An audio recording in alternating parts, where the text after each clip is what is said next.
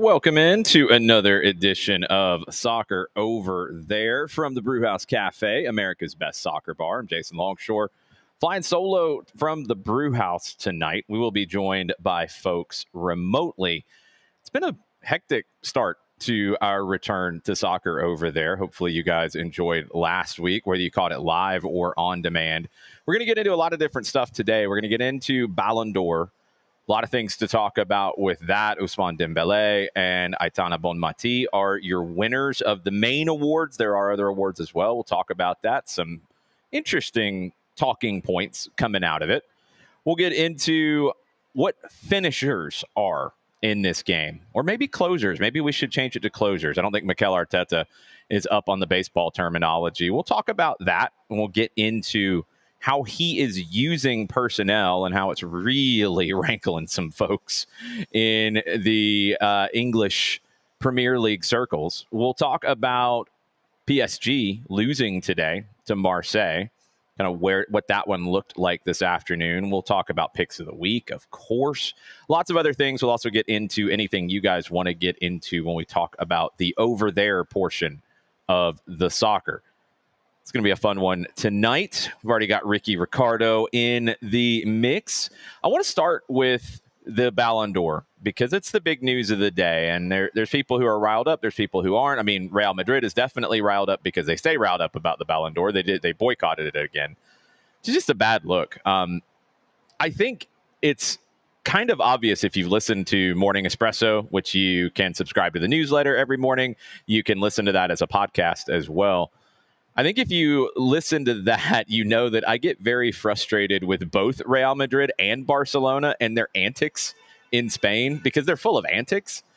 This is the one on the Real Madrid side that is just really frustrating. I mean, I remember when they hired Jose Mourinho, and there were a lot of folks, as D. Graham checks into the chat. What's up, D?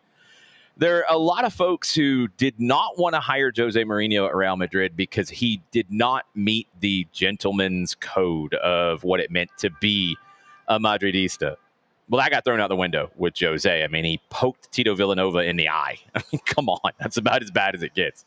So things have changed when it comes to Real Madrid. Maybe I should remember that as well. But it's just frustrating to see this kind of behavior from them, just like it's frustrating for me to see the behavior from Barcelona where they can't get their stadium nailed down. I don't think we're officially sure of where their Champions League game is going to be played against PSG at this point here in a couple of weeks.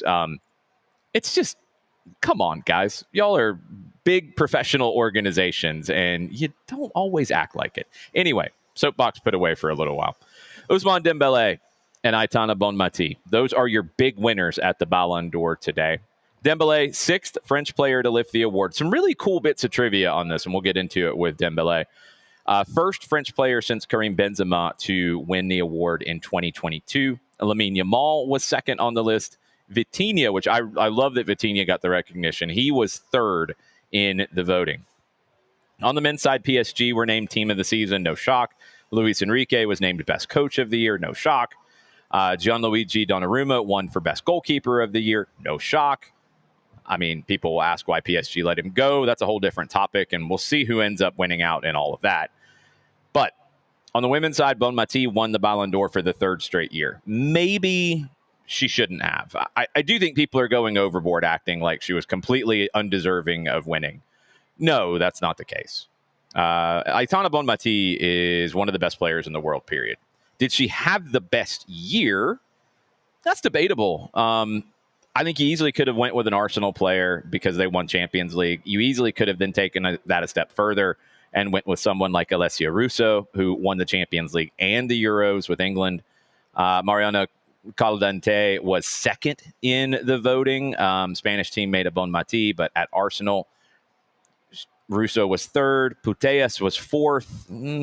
Chloe Kelly was fifth. And I think it goes back to our closers, finishers kind of conversation. We'll come back to Chloe Kelly as we go. The rest of the top 10 on the women's side, Patty Guijarro, Leah Williamson, Ewa Pahor, Lucy Bronze, and Hannah Hampton. Hannah Hampton won the Best Goalkeeper Award on the women's side, which created a really awkward situation. If you haven't seen it, Mary Earps, she was there presenting the award. If you remember right, and I didn't like how Earps handled it. Earps retired when she was informed that she was not going to be the number one for England at the Euros. Retired kind of late in the mix, and they didn't have a veteran backup behind Hampton. Hampton won the job, wins the Goalkeeper of the Year award, and yeah, there's some still shots of people trying to make things out of Mary Earps' reaction. I don't think it was easy for her. I also don't like how she handled her retirement from the women's national team for England, and any awkwardness here, kind of self-inflicted. Serena Wigman won Women's Coach of the Year on that side of things. So I'd be curious to get your thoughts on all of this. D. Graham says 36 goal involvements topped Mariona and Alessia, despite Mariona playing in a double pivot mostly. Yeah, I mean, the Spanish league isn't quite at the same level as the Women's Super League, for one. So, look, I'm always going to vote for Aitana Bonmati as one of the best players in the world. She's one of my favorite players to watch, period. For her to win is not some horrible, injustice. It's not. Could someone else have won it this year? And maybe should they have? Yeah. Russo's the one I probably go to just because so often the Ballon d'Or is represented, the winners are represented by who wins the World Cup or the Euros, who wins their league or the Champions League. And if you win all of it, I get it. I'm just saying, I'm always a big Aitana Bonmati fan. It's hard to compare, I think, league to league in Europe a little bit on the women's side. And I also think that there is a very clear argument to be made here. As we've seen, I think U.S. players have won this in the past and maybe didn't have their best years when they won it. I don't think you have necessarily the right mix of voters on the women's side who cover the women's game in depth. I'm not that person either. So, I'm not angling for a vote here. That's not me. It's hard to cover everything. I find that when I talk about this and I talk about all kinds of other things in the world stage, I got to do my work. I got to get caught up. I don't always get to watch everything I would like to. I work in a domestic league. I'm very focused on teams in my domestic league. I'm focused on lower division teams in my country. It's tough. But if you're going to take on the mentality of doing this, if you're going to say, I want to vote and I'm going to do it to the best of my ability, then you've got to put in the work. And I don't think that's happening enough on the women's side. I don't think it's happening across the board on the men's side either. We can talk about any voting situation, and you've got people who really screw up the system. That happens. But I think Bonmati maybe wasn't the most deserving. I am really happy that Dembele won. There's so many cool elements of this with Dembele as Parzival pops into the chat. What's up, Pars? Ricky on the Spanish stuff, he said, I'm kind of over it too. The drama isn't limited to us, but if we're going to lean into being the villain, there are other ways to do it. Yes, you are correct, Ricky. Absolutely. It's annoying. This is an annoying one. Just show some respect. That's all I ask for. On the men's side, your top 10, it was Ousmane Dembele. It was Lamine Yamal second, Vitinha third, which I like, Mo Salah fourth, Rafinha fifth, Achraf Hakimi sixth, Kylian Mbappe seventh, Cole Palmer eighth, Gianluigi Donnarumma ninth, and Nuno Mendes 10th. Vini, after saying, watch me, I'm going to do more next year after not winning it last year, and that's what started all of this with Real Madrid and the Ballon d'Or, he finished 16th.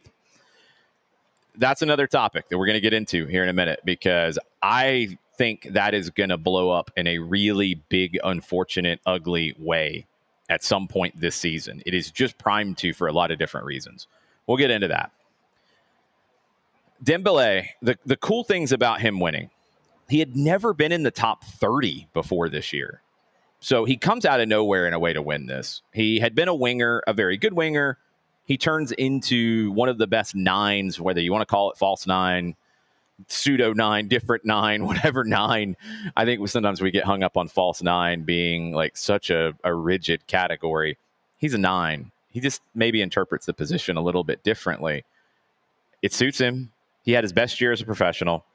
He becomes the 10th player in history to win both the Ballon d'Or, the Champions League, and the World Cup. Champions League or Champions Cup, pre-Champions League era, before 92.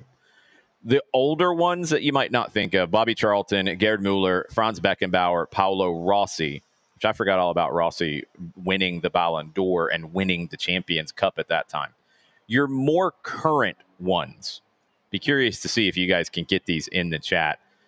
There are 5 of the more recent ones, and I would say, I don't remember when the first one won, but I think I remember the year. I would say in the last 30 years.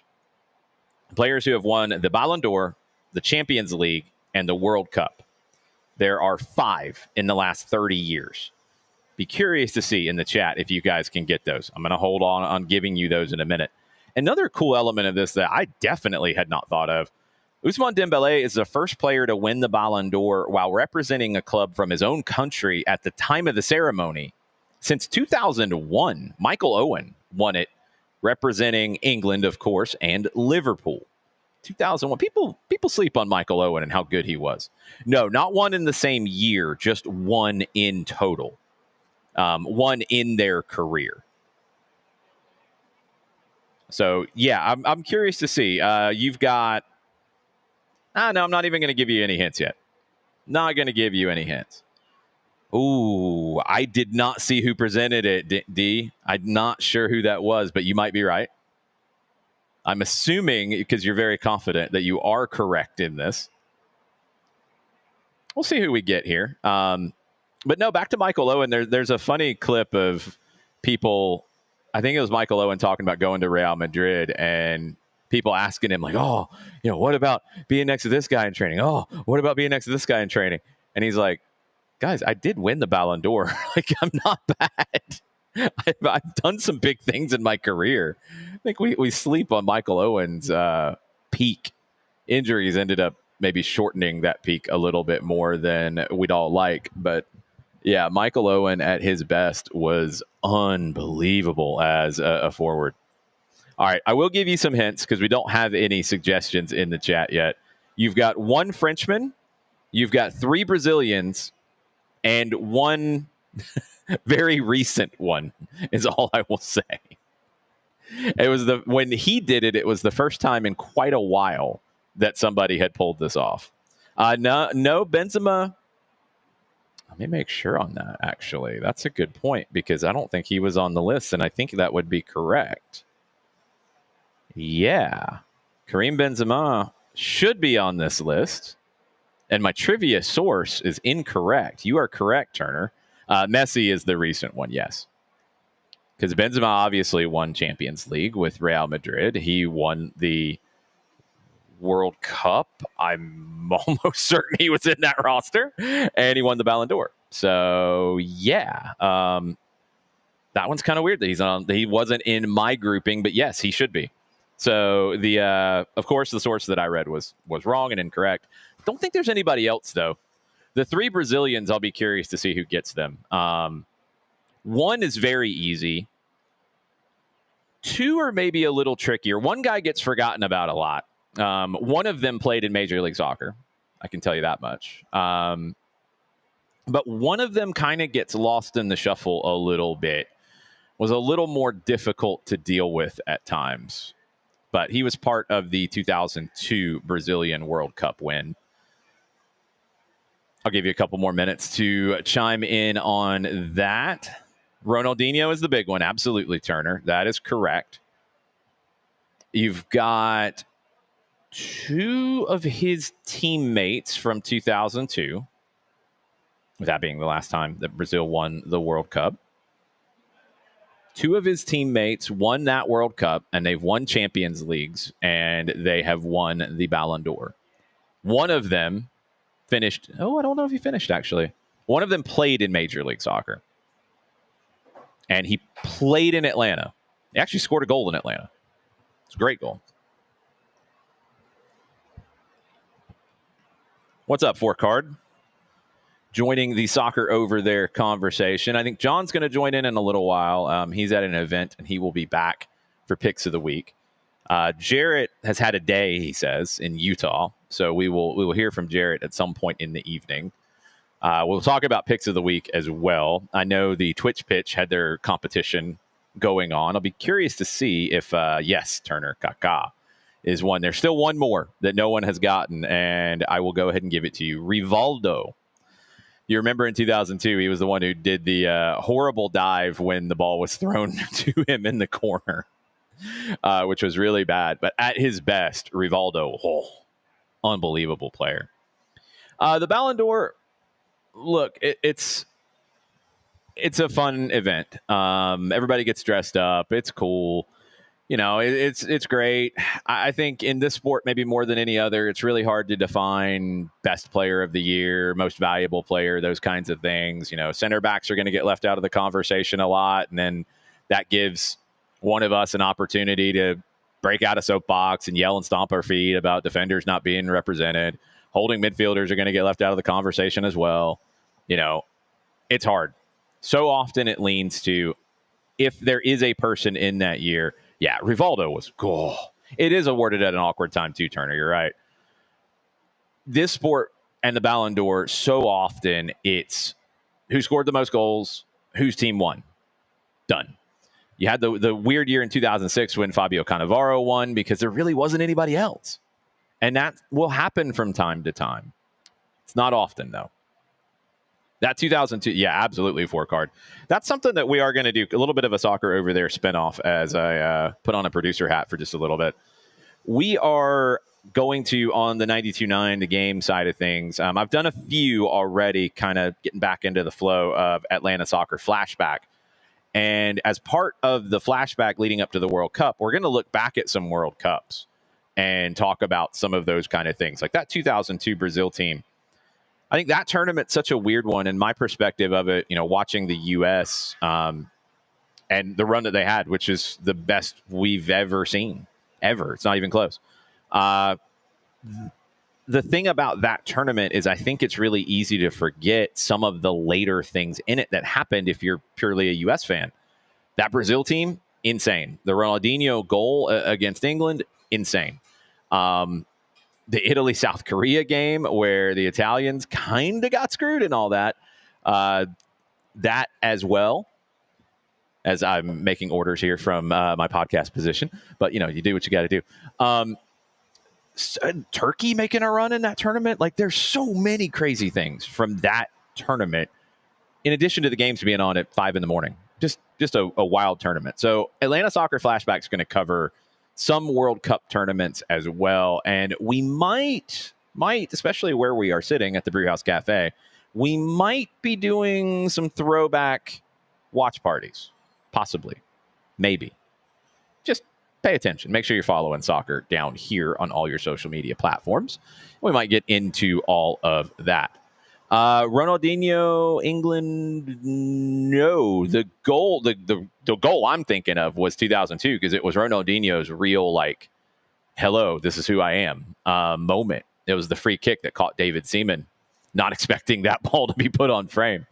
2006 was a weird World Cup Four Card because it was one, I think the final is what taints it a little bit. No, taint's not fair. The Zidane headbutt, the maybe defensive nature of Italy winning, the Calciopoli kind of stuff as well. You know, there were lots of things about 06 that maybe weren't the most savory at times, but it was a very entertaining tournament. I watched the majority of that tournament here at the Brewhouse, actually. So it's kind of funny to talk about that one. I'll always remember the Italy game with the U.S. Brian McBride busted open. The U.S. fighting and having their best performance in that tournament by far, and taking the team that eventually won it when it finished 10-9, taking that to a draw. There were some really cool storylines in that tournament. That's the one for me that epitomizes the English golden generation and what they could have been, and it just never all came together for that group. They just couldn't figure out how to fit the talent together to get the best out of the collective. But yes, Atlanta Soccer Flashback is going to cover some of these tournaments. And yes, we might have some throwback watch parties before we get to the real thing in 2026. Just stay tuned on all that. All right, soccer over there. We've talked Ballon d'Or. I want to spin from Ballon d'Or to Vini in Madrid.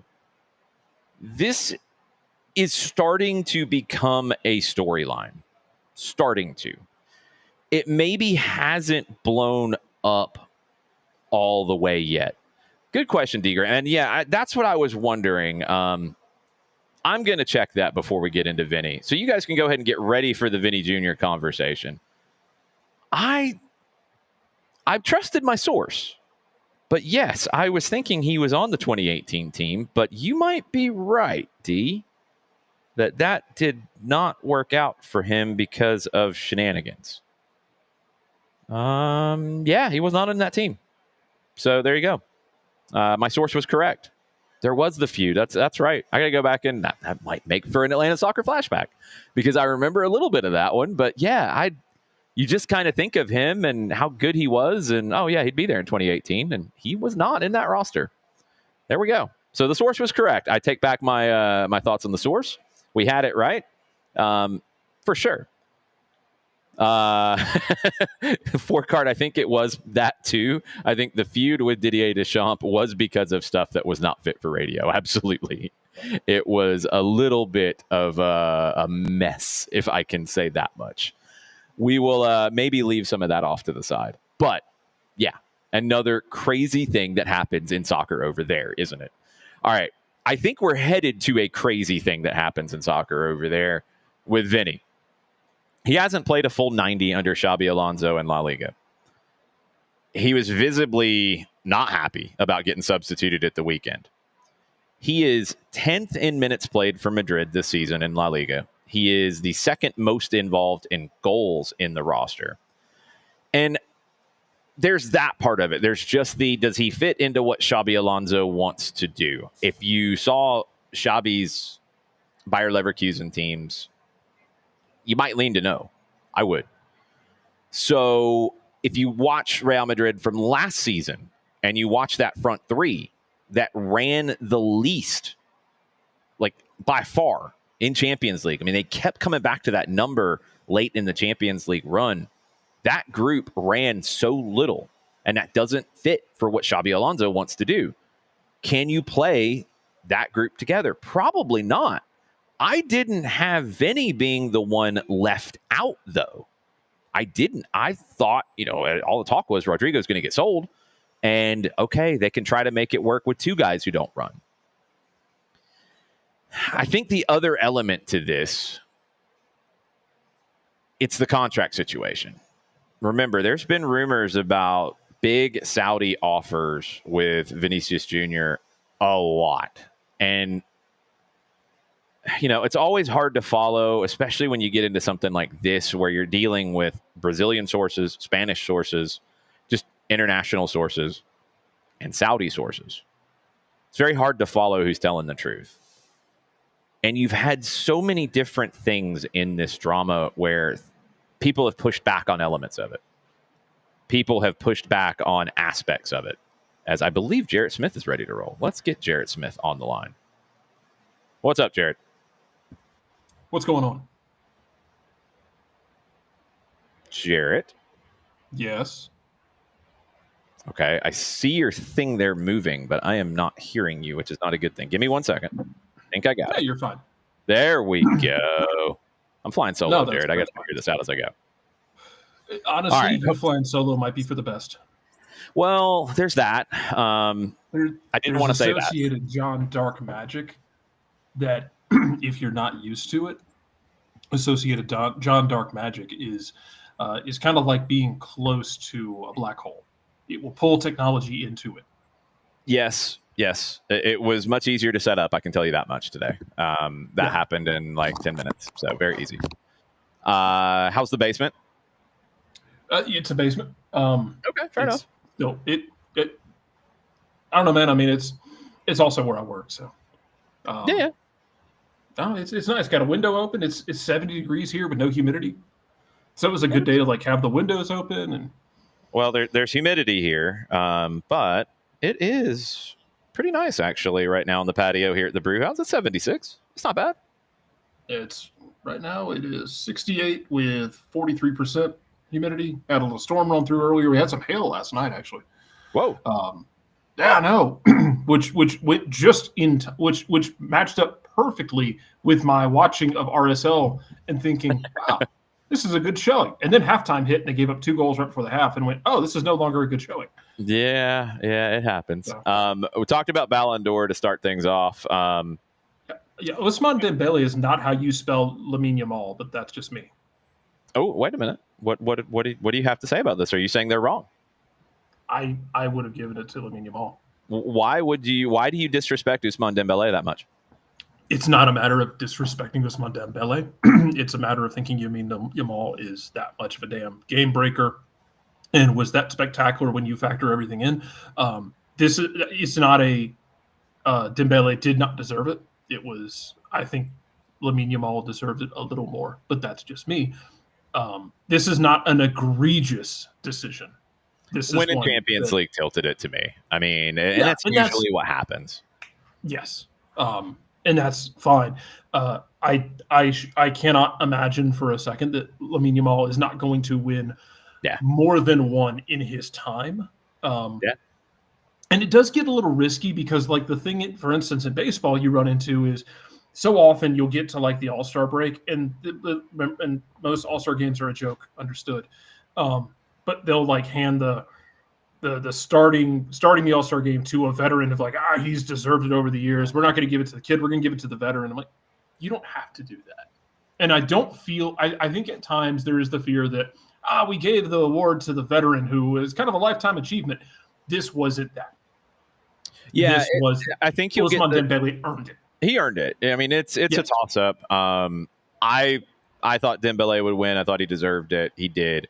Mm-hmm. I think you do get those random years where Luka Modric wins it when he was really, really good, and maybe it was a little bit of that.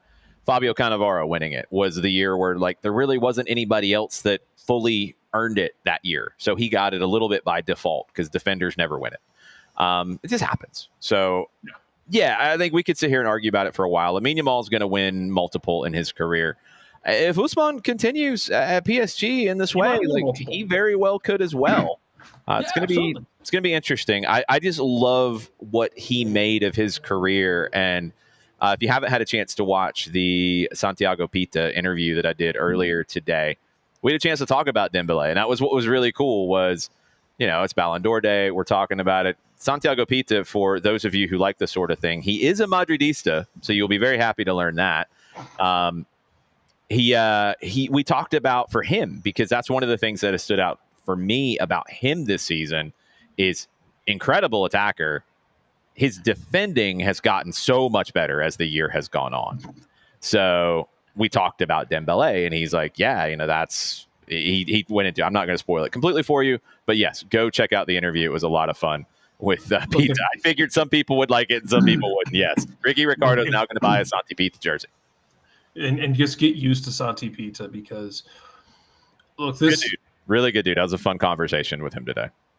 One of the things that I have harped on post-game shows with John in the morning, any chance I get, is one of the things this academy has done a very good job of is producing quality individuals and keeping guys' heads out of the clouds. Because it's all of us were 15 to 17 years old at some point in our lives, and we remember how dumb we were. At least I was an idiot. It's very easy, especially when you are that talented at something, to let it run to your head. And I think the academy's done a good job of balancing these kids, of getting them moving forward and being talented and continuing to feel confident, but not in a way that creates toxicity within that group or as they move on as professionals. Steve Cook talked a lot. I remember running into him at an academy game, and he ranted about it was one player who had gotten in trouble because they were late to a meeting. Yep. And Marcus Rashford had this issue this weekend. Yeah, and he ran. He's like, if these guys want to be, these kids want to be professionals. He was talking about like U17s. He's like, if they want to be professionals, they're going to be treated like professionals. They have to act like professionals. No, you have to. You have to be on time to meetings. You have to stand up and be accountable when you make a mistake, and you have to be able to take the good and the bad. And I think the academy's done a very good job of that. And right now, you're seeing ebbs and flows. You're seeing a really good period. It's a purple patch for the academy right now because Santi Pizza is a name you're going to hear a lot. Cooper Sanchez has all of the, I don't know, Jason, stop me if I'm out of line, please. Cooper Sanchez has the potential to be the best academy player to make it pro. I can't argue. I'm not saying he will be. No, I can't. He has the potential. And I think Caleb is that guy right now. Caleb Wiley. Oh yeah. And again, it's not any insult to anyone who's come before him. Caleb, George, Jay. Caleb just is the one right now. Yeah. But you have guys like that, and you have other guys coming on the 15s and the 17s who are so ungodly talented. That 15s team is really weird because they're raw, but they're a lot of them are, especially the wingers, are so physically gifted. Yep. If you can just harness the technical skill to go with their physical gifts, I mean, the potential is very high. That's the fun thing about, being so embedded with a club and getting to see these guys on the way up and getting to call their games and getting to know some of these guys like Santi and others that we featured here lately. Aiden Torres, we're going to come back around to Cooper here soon. He's on our list as he's went to the first team and looks like he's going to be part of the USU 17 roster at the World Cup later this year. We've talked to Luke so many times over the years. It's such a key element, and it's such a key element for clubs around the world. And you see it, whether they bring in that young talent and then take it to the next level, somebody like Franco Mastantuono at Real Madrid, guys at Barcelona who they've groomed from very young ages and brought through. It's one of the really fun elements of the sport that I just love getting into and love seeing it done well. Let's get into where we were, and I think this is a topic that you are going to like. Vinicius Jr. at Real Madrid. And I think things are about to get bad because he's not playing. He's showing that he's not happy. He's playing, but he's not playing as much as he wants to. He's getting subbed out of games. He got subbed out. He gave the sour face. He's not starting every game. He has How much are the Saudis going to give them? Well, I mean, yeah, that's been talked about a lot. But Ricky Ricardo, our Madrid correspondent, he says, I honestly believe for this version of Madrid to work, Vini has to be comfortable being Dwayne Wade. I want to believe that after a season of no trophies, this will be identified, but it remains to be seen. And he went on, and I agree, there's so much to be gleaned from the super team era of the NBA that could be applied to Real Madrid. Yeah, I mean, Galacticos are Galacticos in whatever sport we're talking about. And you got to manage a lot of egos. And when that group got shifted in terms of ego, when Kylian Mbappe walked in the door, and I don't think Kylian is a bad guy. I don't think he's a big problem ego-wise. Like, I don't think he is trouble like some guys are in this situation. I don't think he is, but I think he knows he's amazing. He has an ego, and that's okay. And you can't be that guy without having an ego. It's hard to have the right level of ego. Yes. It's hard to find that balance. And I don't know if Kylian fully has. I also think he's just the player that he is, which is incredible, but doesn't maybe work with everybody or with people around him in every pairing, because you have to do things to get the best out of him. It's very similar to what Barcelona realized with Lionel Messi and what others have seen with Messi, what Lionel Scaloni got out of him with Argentina. If you're going to have him, and Scaloni, I think, has said it best, Mbappe fits into this. If you're going to have that guy, the guy who can win the game for you, no question, he can just flat out do it himself. Mm-hmm. You have to accept that they need to be in the position to do that. And sometimes to do that, it's going to be not running back to defend. It's going to be not working as hard off the ball. It's going to be sacrificing in some of those moments, which means somebody else has to. And you have to accept that. The problem with Madrid is, and last year, those running stats told you what the problem was. Their front three didn't defend at all. They didn't run at all. They did nothing. They scored a lot of goals, But in the big games against the teams that could outwork them, they got outworked. I don't know if you can have that front three and win everything that Madrid wants to win. Can you have two of them? I don't know. I don't know if Xabi Alonso is going to be able to manage all of that. And you brought up the Saudi issue. You've got Saudi clubs or club, and when you get into the Saudi league, it sometimes There's no selling. It kind of melds together as to we're going to get him, and then he's going to just be with one of the teams that we own. So that's an issue, but you're going to have them throw a boatload of money at him. And he hasn't signed his renewal. And one of the aspects that's been reported is that he wants as much money as Mbappe's getting. I think he wants more. And Madrid does have kind of an internal salary cap that they don't like to go over for anybody. They would have to in this case.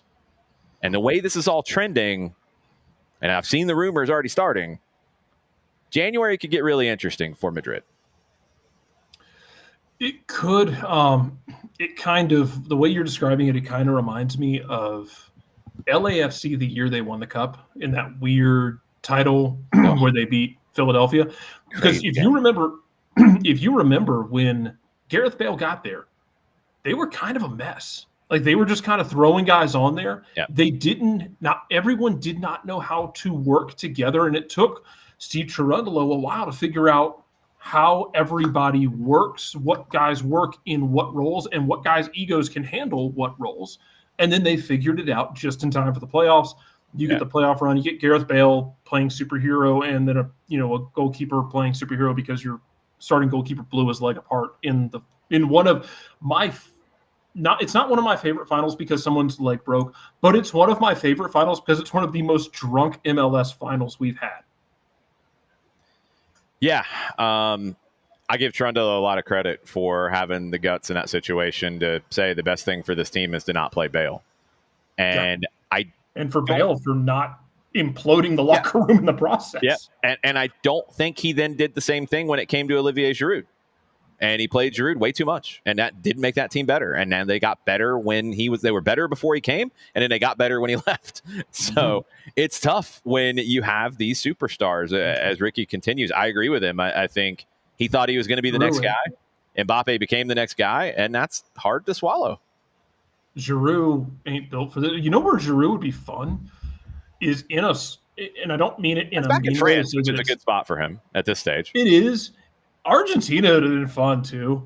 He's physical. He could have. It's not as breakneck fast. Right. It's quick. Like you have to be quick on the ball. You have less time on the ball. But it's the same thing with like Leandro Gonzalez Pires has made a solid career for himself back in Argentina. He was not keeping up in MLS with the flatline speed. Yeah. But the game is quicker there, but not necessarily faster. Giroud would have been fun. Could you imagine Giroud going down to Argentina at like Racing or something and starting an international incident? He would. Yeah, he would probably enjoy it. I don't know if you saw the Onside documentary when Giroud came, that episode. I mean, I don't think they intended for it to come off this way, but he enjoyed being in Los Angeles a lot, and I kind of wonder if he really enjoyed playing in Los Angeles as much as he enjoyed being in Los Angeles. He's so close to retirement, I wouldn't doubt it, and I don't mean it to slander his career. Sure, it happens. It happens. Yeah, it's an easy. I feel like it'd be a very easy trap to fall into. From taking a step back from it all, I feel like that would be a really easy trap to fall into. Like, let's say you get sold to Monaco. Like, let's say you're a kid who gets sold to like Monaco or something, and they're like, "Hey, you're gonna go live in Monaco and play there." There are worse places to live, man. Monaco leading the French league right now after PSG were upset today on the road at Marseille. It was an upset. Marseille was not expected to. Our picks of the week, nobody picked Marseille, even though I told you that it was going to happen at some point, but I didn't have the guts to pick against PSG, and that's why I had a very bad week. I'm rusty. Okay, we'll finish up. We'll finish up on Vini. We'll get into it in a minute. We'll finish up on Vini. I agree with Ricky. Like, I don't think he's going to mold into it. I think he is a little hard-headed in this, and I think maybe he has the wrong people in his ear. So I think for Xabi Alonso to be successful and for Madrid to win Champions League again, because just winning La Liga is not enough for them. It's everything. That's what they're built to do. I think they're going to need to flip Vini and maybe get 2-3 guys that fit what Xabi Alonso wants to do and the style that worked at Leverkusen that you got to tweak for Spain, but he's a smart guy. He can handle that. I think that's what happens. I think he's going to be gone sooner rather than later, and you need to do it the right way to maximize the impact of his leaving and that money coming in, because you're going to get stupid money. So use it the right way. Get it the right way and use it the right way. I think that's what Madrid's going to have to do here. I could, and so I'm going to go a step further because I think you're right. I think he's going to get stupid money. Saudi League comes for him. I don't feel like it's crazy though. Is if he did the Saudi League for a couple of years and ended up back in Brazil. I could even see him do the Saudi League for a couple of years and then end up somewhere else in Europe and then go back to Brazil. Yeah. I could totally see that. If he stays healthy, he could go to Saudi and make insane money beyond what anybody else is doing over there, and then go to the right club in Europe. And it might be going back to Madrid in a crazy way. Like that could be where it is. There's just no telling. But yeah, I don't think if he leaves, I don't think his European career is done. I do think he'll go back at some point somewhere. Premier League always has the money. You know, could they come in and try to do it? He'll be an older and wiser player by that point. Not old in the sense that he's like right decrepit, but he'll be a wiser player. Ricky's already throwing Mo Salah's name out there, which has been linked with a move to La Liga at some point. Yeah. I want Mo Salah to come to MLS to a team that I can hate, and that I can comfortably hate. So you want him to replace Hani Mukhtar in Nashville? That's what you're saying. Nashville wouldn't know what to do with Mo Salah. They would be like, I don't know what to do with my hands if they had Mo Salah. Mo Salah on Broadway in Nashville would be amazing. Well, no, the problem is if we start putting some of like Neymar in Nashville, that'd be the that's trouble. He would be in the back of Tootsie's like every night. Oh Cowboy hat over his face. That man be on a mechanical bull 24/7. Yes. Yes. Oh, no. That's a whole nother topic for another day. All right. Couple of results from the weekend I did want to get into. One was today. It was supposed to be yesterday. You had storms and heavy rain in France. So PSG and Marseille gets moved. That meant some PSG folks could not be at the Ballon d'Or ceremony today. Dembele was able to because he's out injured. It was an early header from Naïef Aguerd from Marseille. They made it hold up. It's a home upset win. That doesn't happen all that often. First loss of the league on season for PSG. They fall behind Monaco into second on goal differential. I watched a good bit of this. Got feisty towards the end. It's one of those games, and Luis Enrique said it afterwards. You know, PSG played well. It's not like they were outplayed. They just didn't convert on their chances. Full credit to Marseille for getting the win. Roberto De Zerbi gets sent off in stoppage time. But it's kind of what I was saying in Picks of the Week last week. You know, PSG was going to have at some point, because they had the run in Club World Cup. They had a little bit of time off. They come back. They played the Super Cup. Then they got into the Liga season. They had won everything up to this point, but they hadn't necessarily looked their best. Come off a Champions League where they looked good. They were going to have a spot where, you know what, the legs aren't there. And maybe the quality's not there. And I think that was a little bit of today. They weren't bad by any stretch. Marseille was just a little bit better. And I think that's the element of this season in Europe that's going to be so interesting. We always have this conversation about teams that are in Europe against teams that aren't. Manchester United and Chelsea from the weekend, for example. We're always going to have that happen. But this year, you also have to look at teams who made longish runs in Club World Cup, because that's going to add to the workload and the legs and the lack of legs. And that's going to be part of this equation as we go this year, where teams at times will hit walls in seasons that don't necessarily fall in the normal parts of the calendar. I think it's going to make for a little bit more unpredictable year across all of the major leagues in Europe.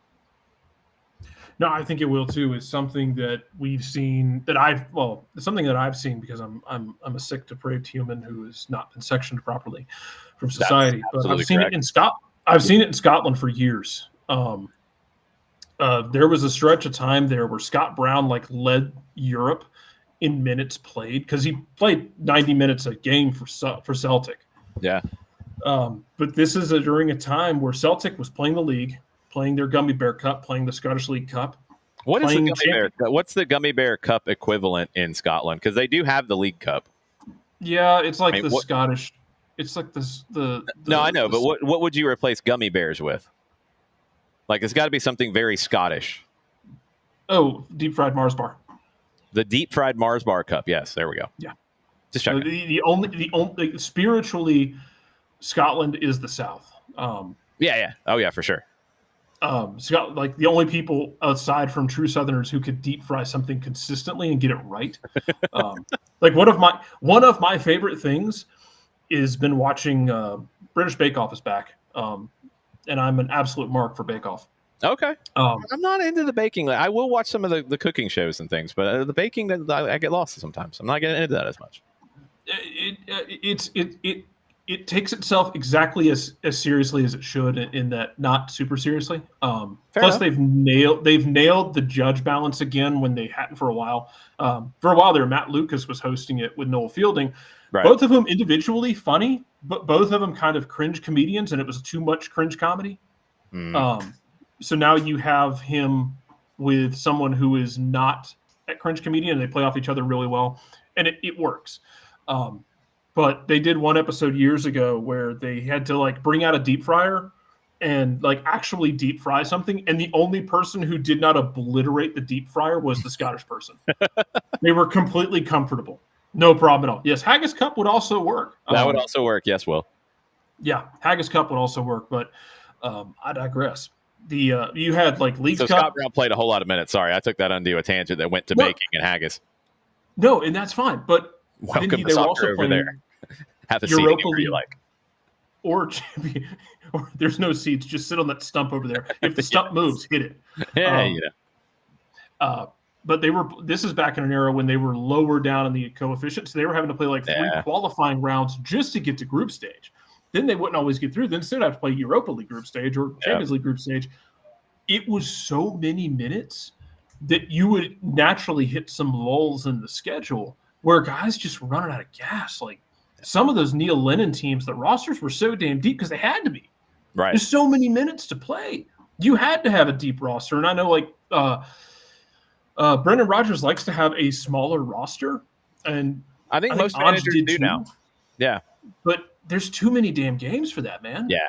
Like that's the balance. I mean, like Pep's talked about it, and I think you've seen it with City over the years. Maybe a little bit of this weekend. That was the other game I wanted to touch on from the weekend was City's 1-1 draw with Arsenal, which was a really interesting game. I enjoyed it. I probably, for somebody who does what I do, I probably watch less of England than most, just because the majority of games I don't enjoy as much.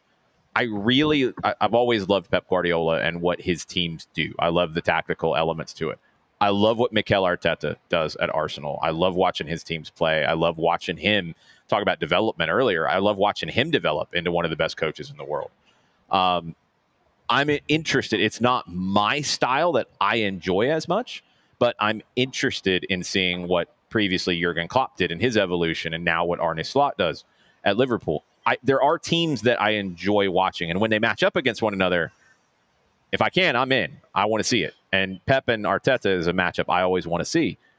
It was fascinating to see Arsenal look more like a Pep team than the Pep team did. And Pep's team, as he's said before, if you've studied him, if you listen to him, he's more pragmatic in his head than you think he is. And I think he realized where this team is right now. I can't go toe-to-toe with them. I have to drop off, and I have to play on the counter.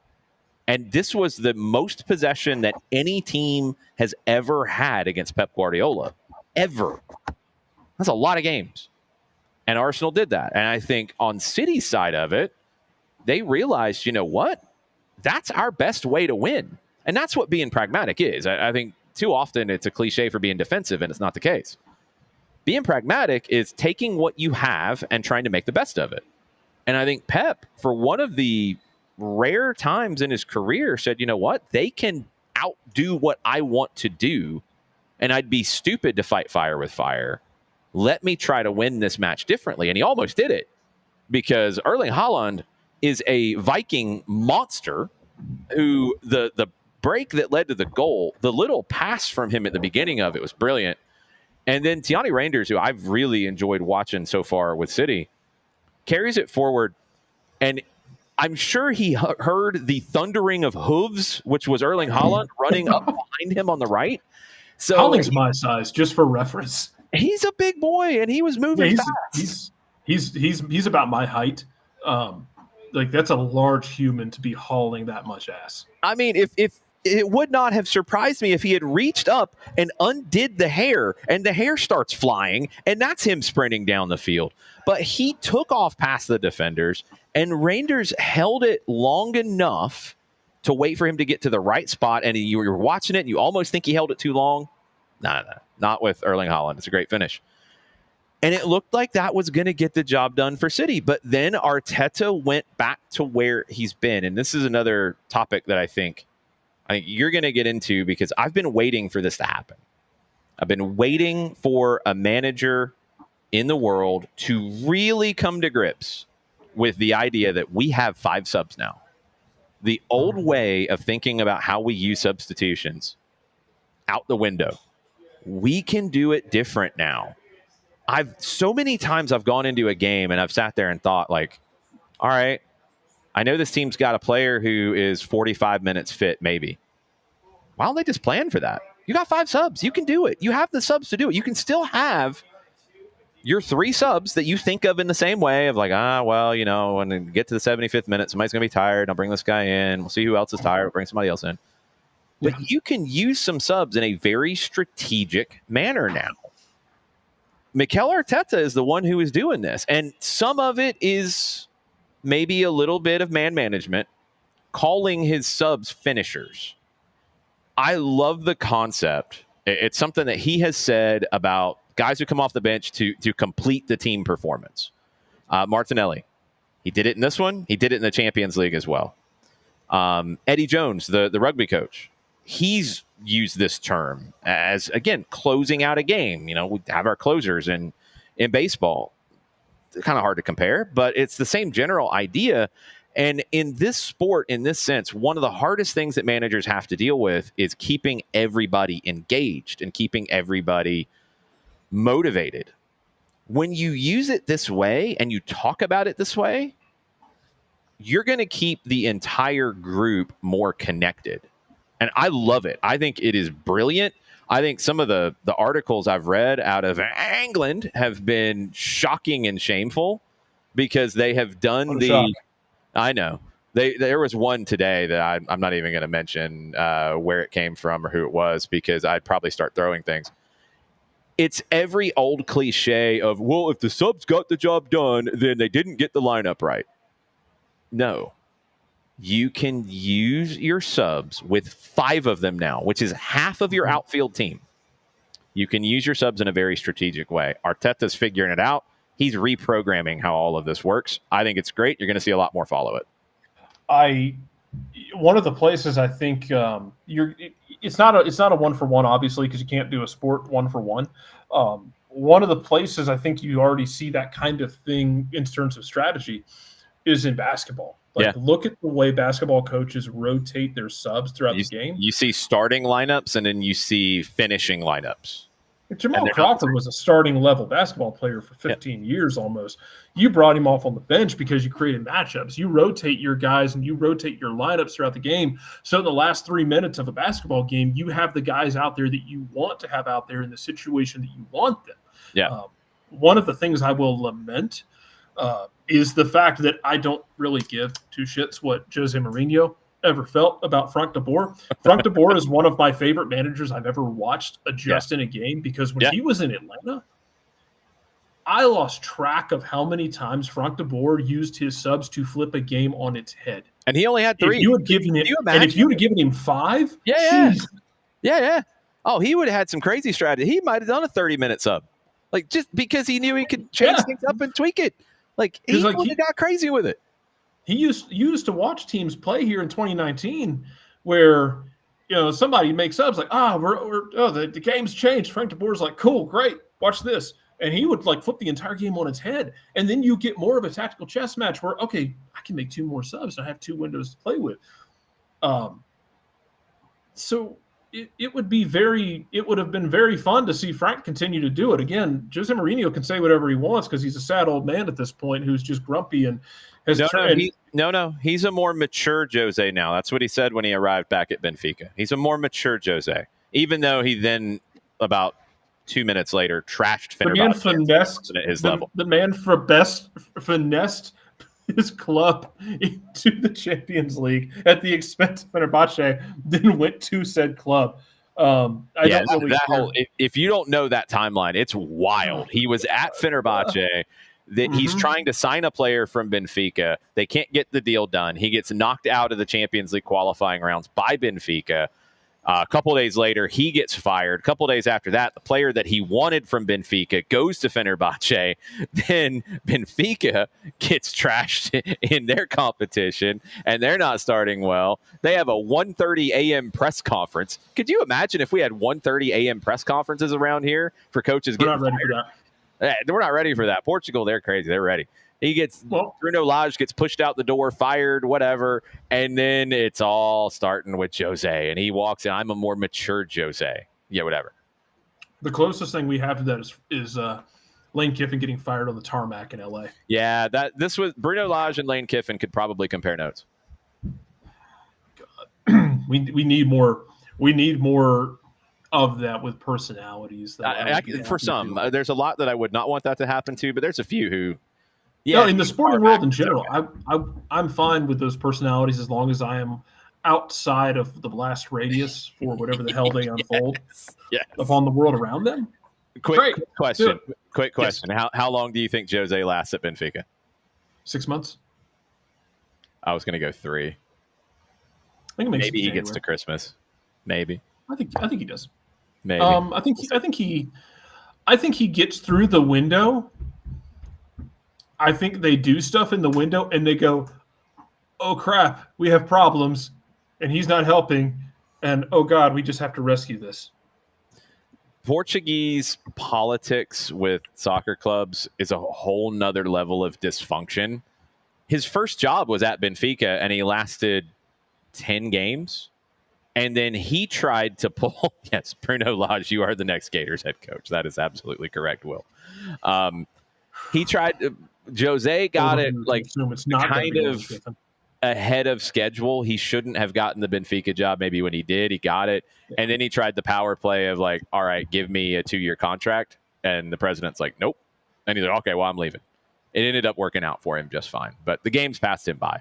But, I mean, that's why they brought him in. Rui Costa's about to go up for election with the Benfica membership. And he needed an ace in the hole, and he's hoping it's Jose.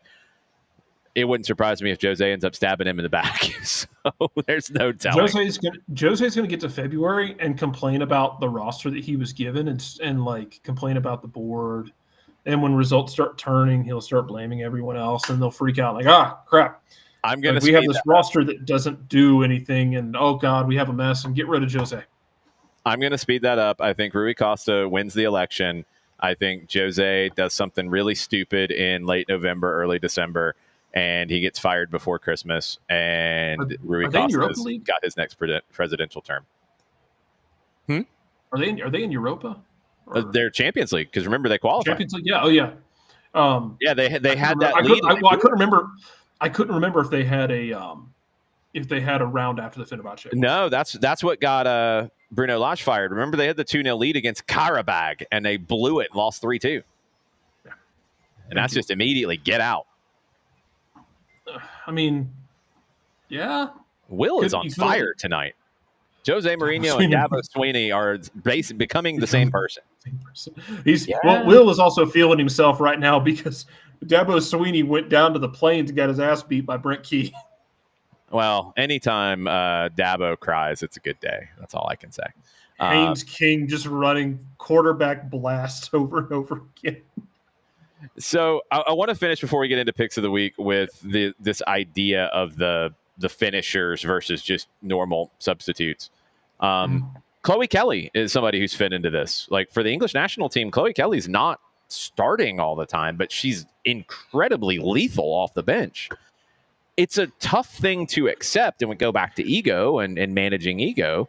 Like players want to play all the time, but how many times have we seen players, and not Ilsinho at the end of his career in Philadelphia kind of super sub, but how many times have we seen players be better off the bench in shorter bursts and be able to play in every game, but maybe 30 minutes tops?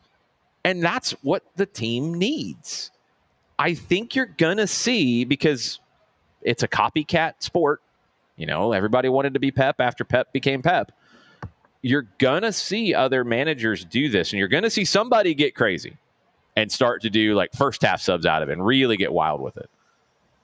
But you're going to see more managers use subs differently as we go, because of the number of games people are playing, the size of squads, and trying to keep everybody happy, all of those different things. You're going to see people manage it differently down the road.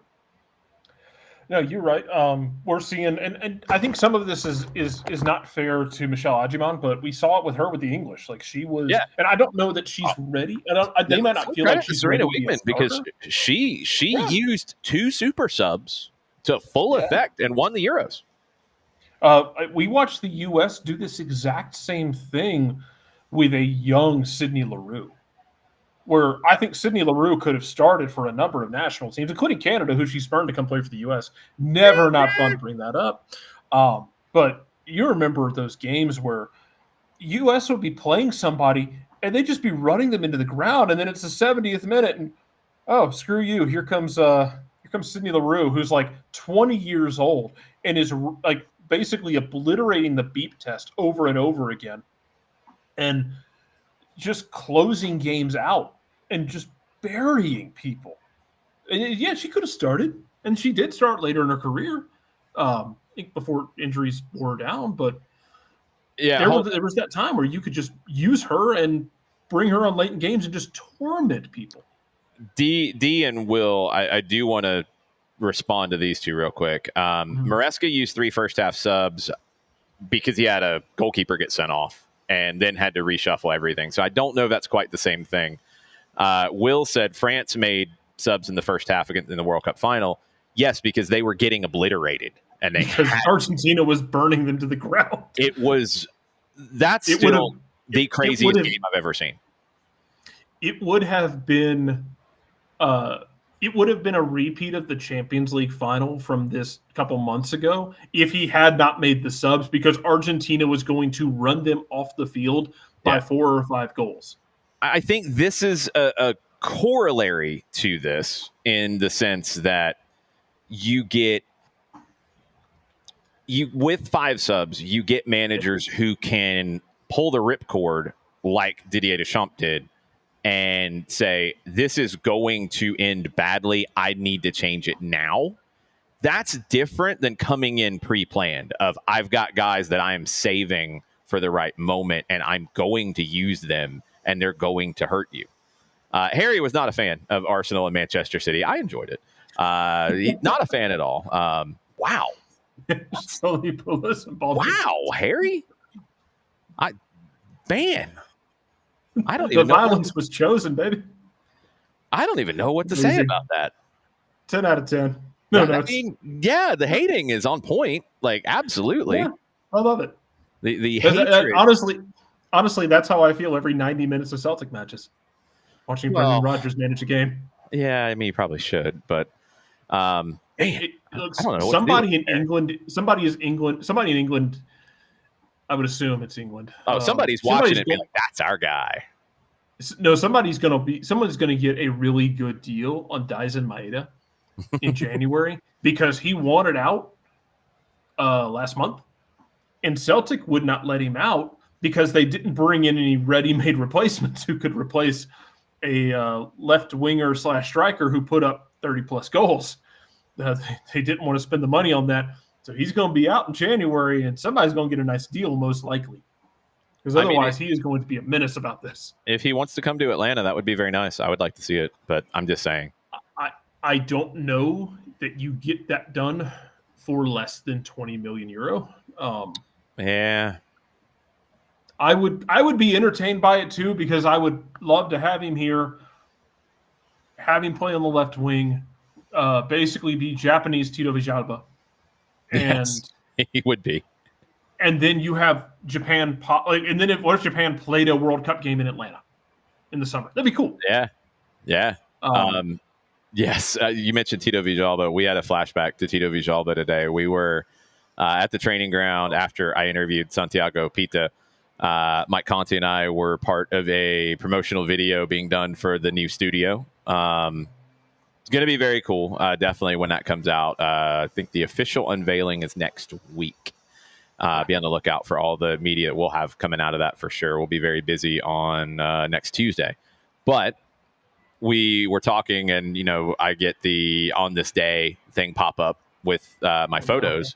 And I'm like, oh, 2018, what game was this? Because in the photos, I think I took a picture of the TIFO or whatever, and I couldn't see who it was. And it was Real Salt Lake at Atlanta. And it was after the San Jose game in the midweek. And it was the game that we thought, oh, they just gave everything to come back in San Jose in one of the craziest games I've ever seen. And they're going to have nothing in the tank. And they beat RSL 2-0. But Tito got a goal that he had no business getting.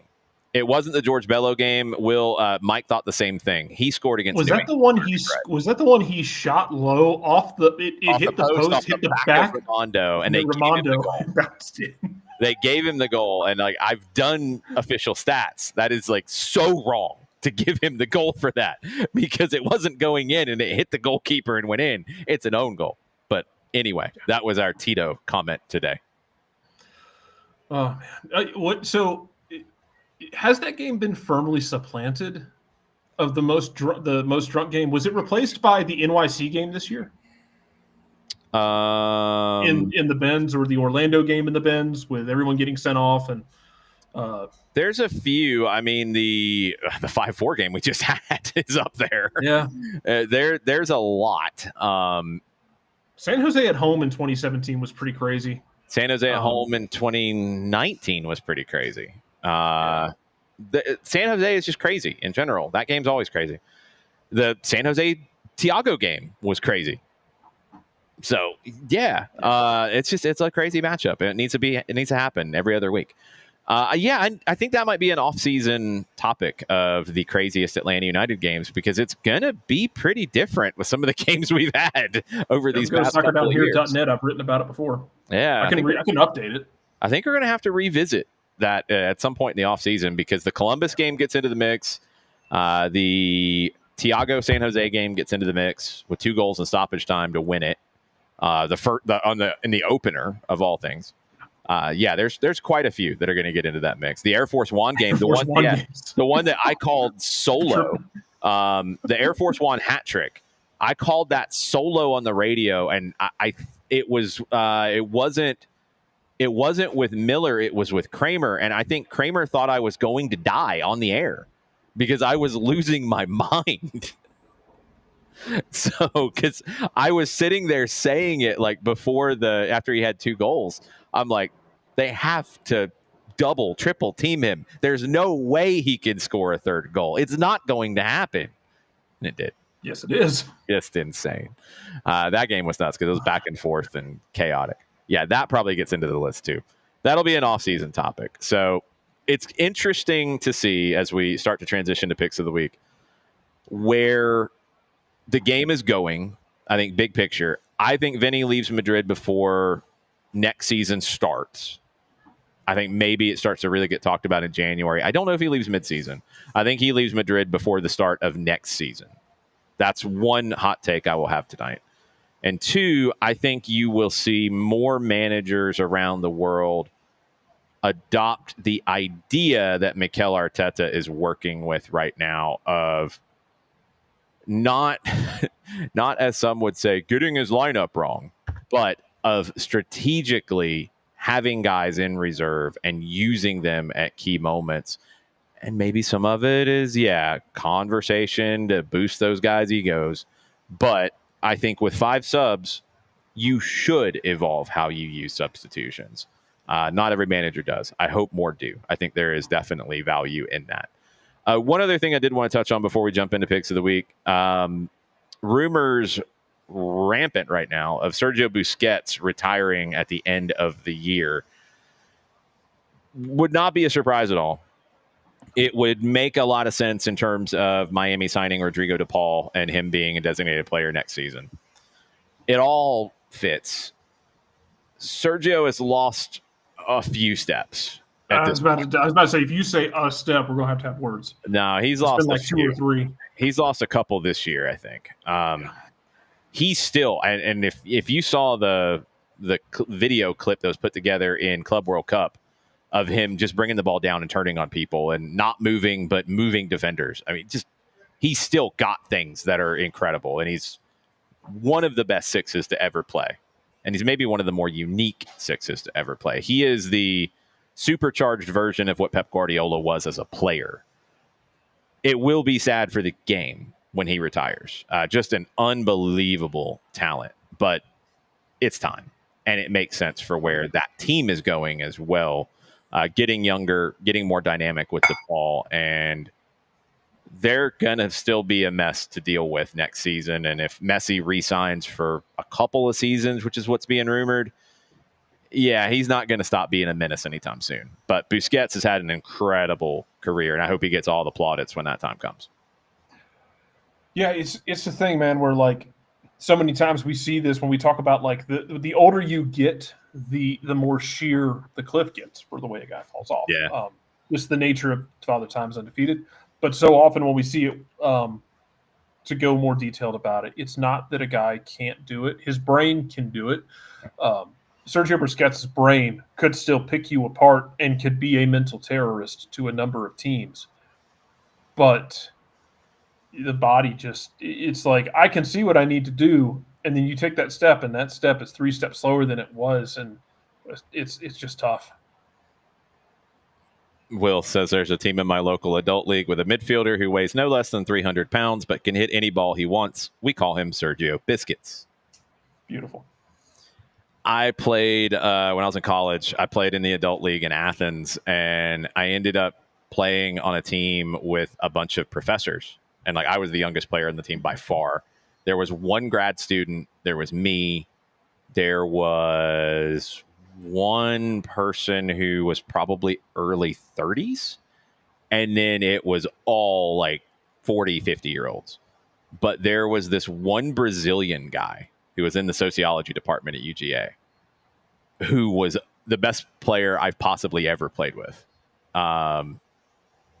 Unbelievable. And it was the same thing. Like he was not 300 pounds. He was a very small man, but didn't run, couldn't run, old fella. He could put the ball wherever he wanted. And he loved me and Liam, the grad student, because we would do all the running for everybody. So I would just make a run. This is 7-a-side where there's no offside. So I didn't even have to time the run. I'd just make a run. He'd put it right into my path every time. I scored so many goals with that dude. Oh, my God. I for some reason in my brain and my heart, I thought this story was going to end with, and his name was Ricardo Montoya. No. Ricardo, and that was how you met him, and then he stabbed someone. No. Ricardo would kick you over and over again. He could serve a good ball, but he would kick you over and over again. Eduardo in Athens would serve the best passes of all passes, and I scored so many goals. That was also when I first bleached my hair and I looked like Jaime Moreno, but that's a whole nother story for another time.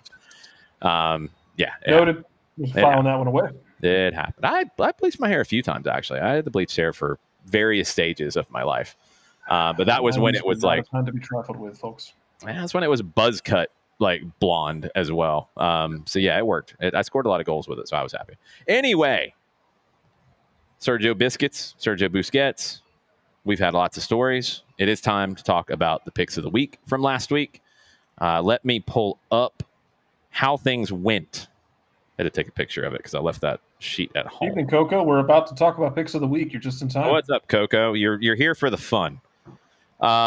Picks of the week came back last week. It was a board that I created and tried to mix up. We have a strategy now with the board. So picks of the week doesn't take 3 hours like it was at some various stages in the previous iteration of soccer over there. So we have to have 3 games from European top 5 leagues. or Champions League or Europa League or what have you. We have to have 2 games from this hemisphere, CONCACAF, CONMEBOL. We have to have 1 game from either African or Asian leagues or international competition, and then 2 wild cards.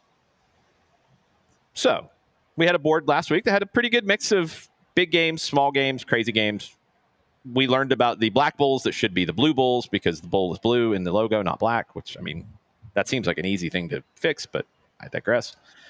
And that game got moved, which is classic picks of the week strategy, where it's supposed to be on Friday. It ended up being on Sunday.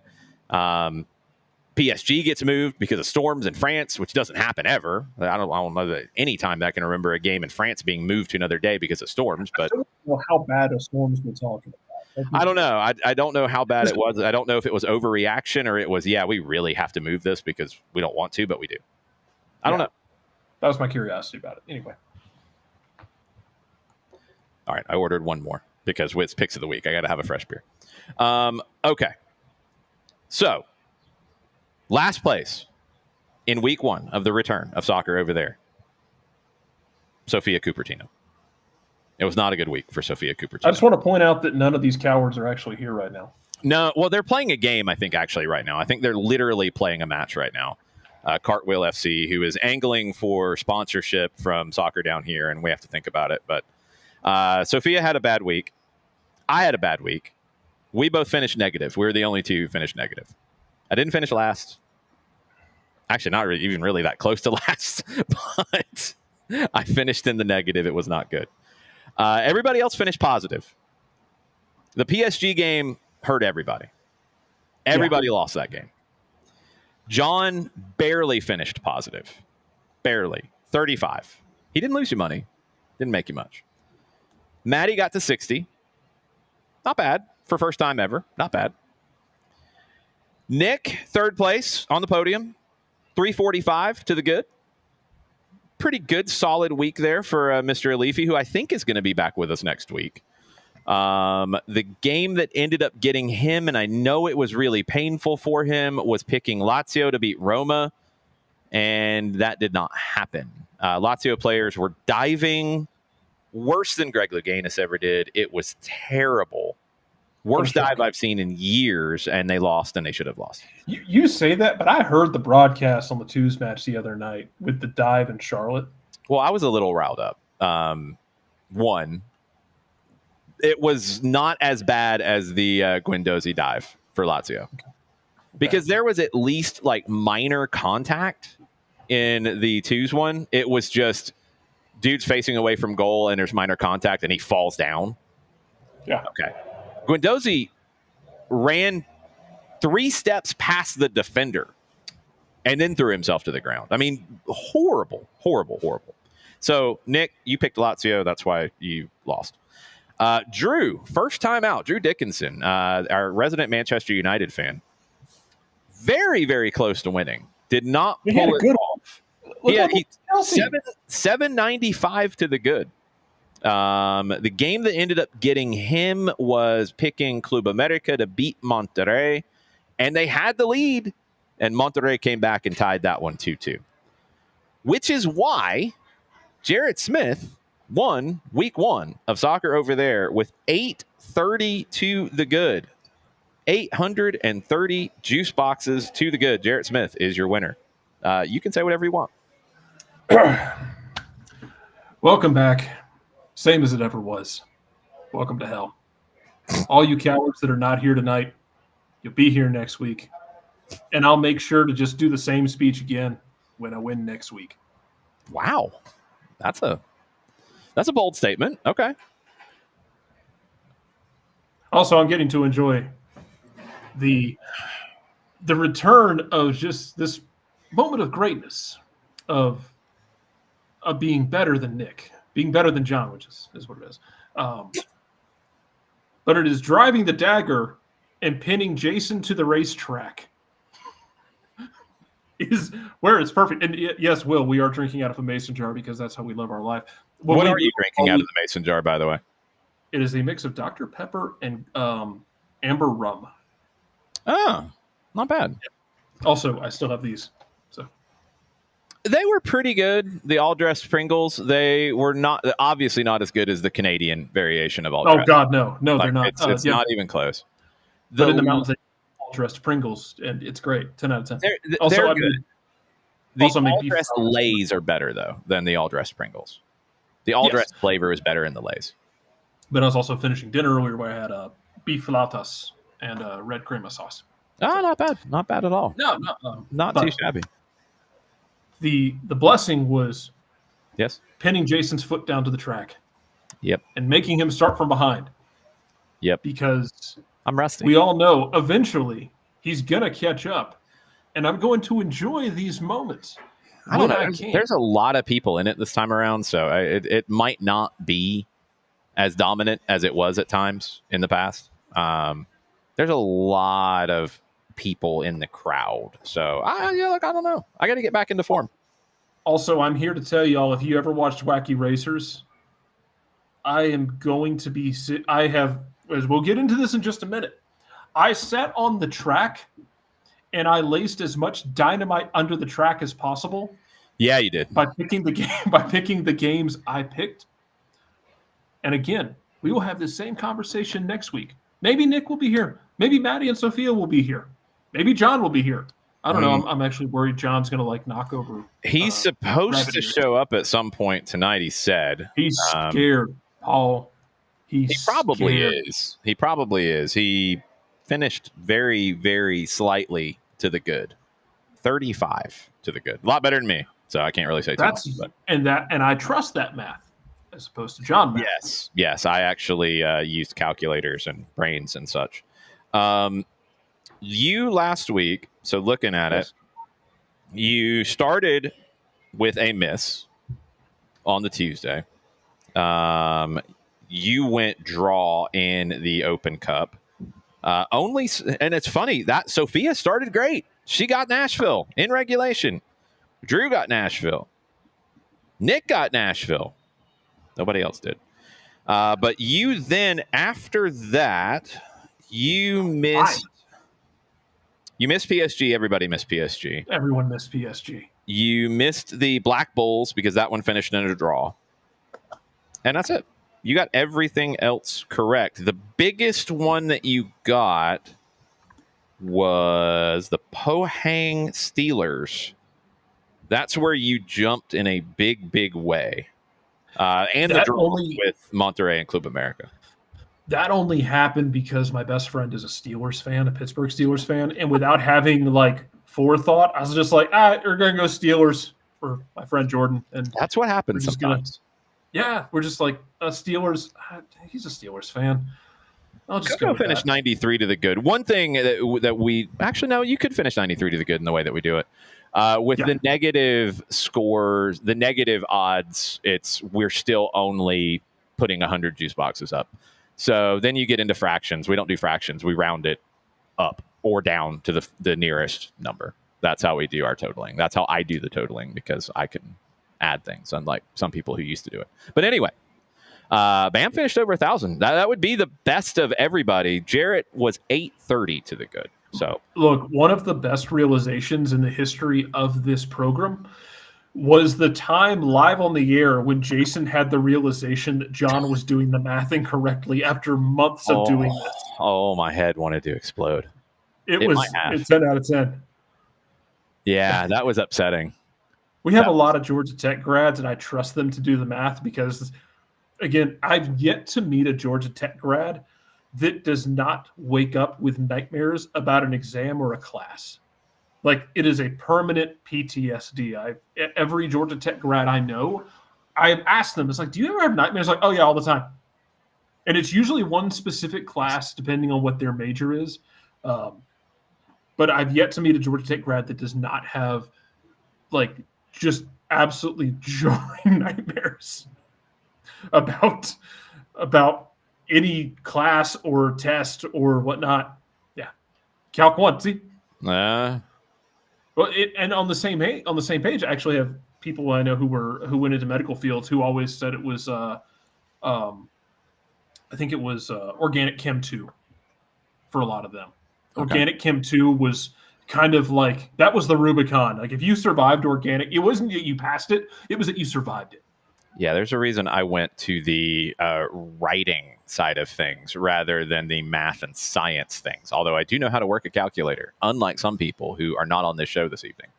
I did realize that he knew where the calculator app was on his phone. I did not think that he did, but he did. He actually found it. I was surprised. All right, it's picks of the week for week number 2. So the way this works now, we have, again, had to change the rules because we have more people involved, and we're trying to not have this show last until Wednesday. So the winner picks 4 games of their choosing, and I don't think they could blow up the board. I don't think it's possible to. I'm sure somebody will try. I don't think you can blow up the board with 4 picks. So out of the 3, either UEFA... I tried to be very diverse to give you room to fill it out. You did not even try to hit anything normal. You Correct. hit everything dysfunctional. And that meant I had to pick the games for Saturday and Sunday and try to bring some semblance of normal because I tried to split the days so you had every day to pick from, though. No, you picked games for Tuesday, Wednesday, Thursday, and Friday.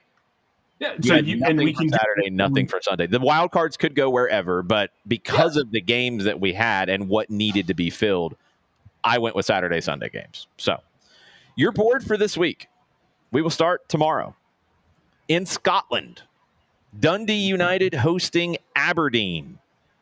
Dundee United 6th in the Premiership, Aberdeen 12th.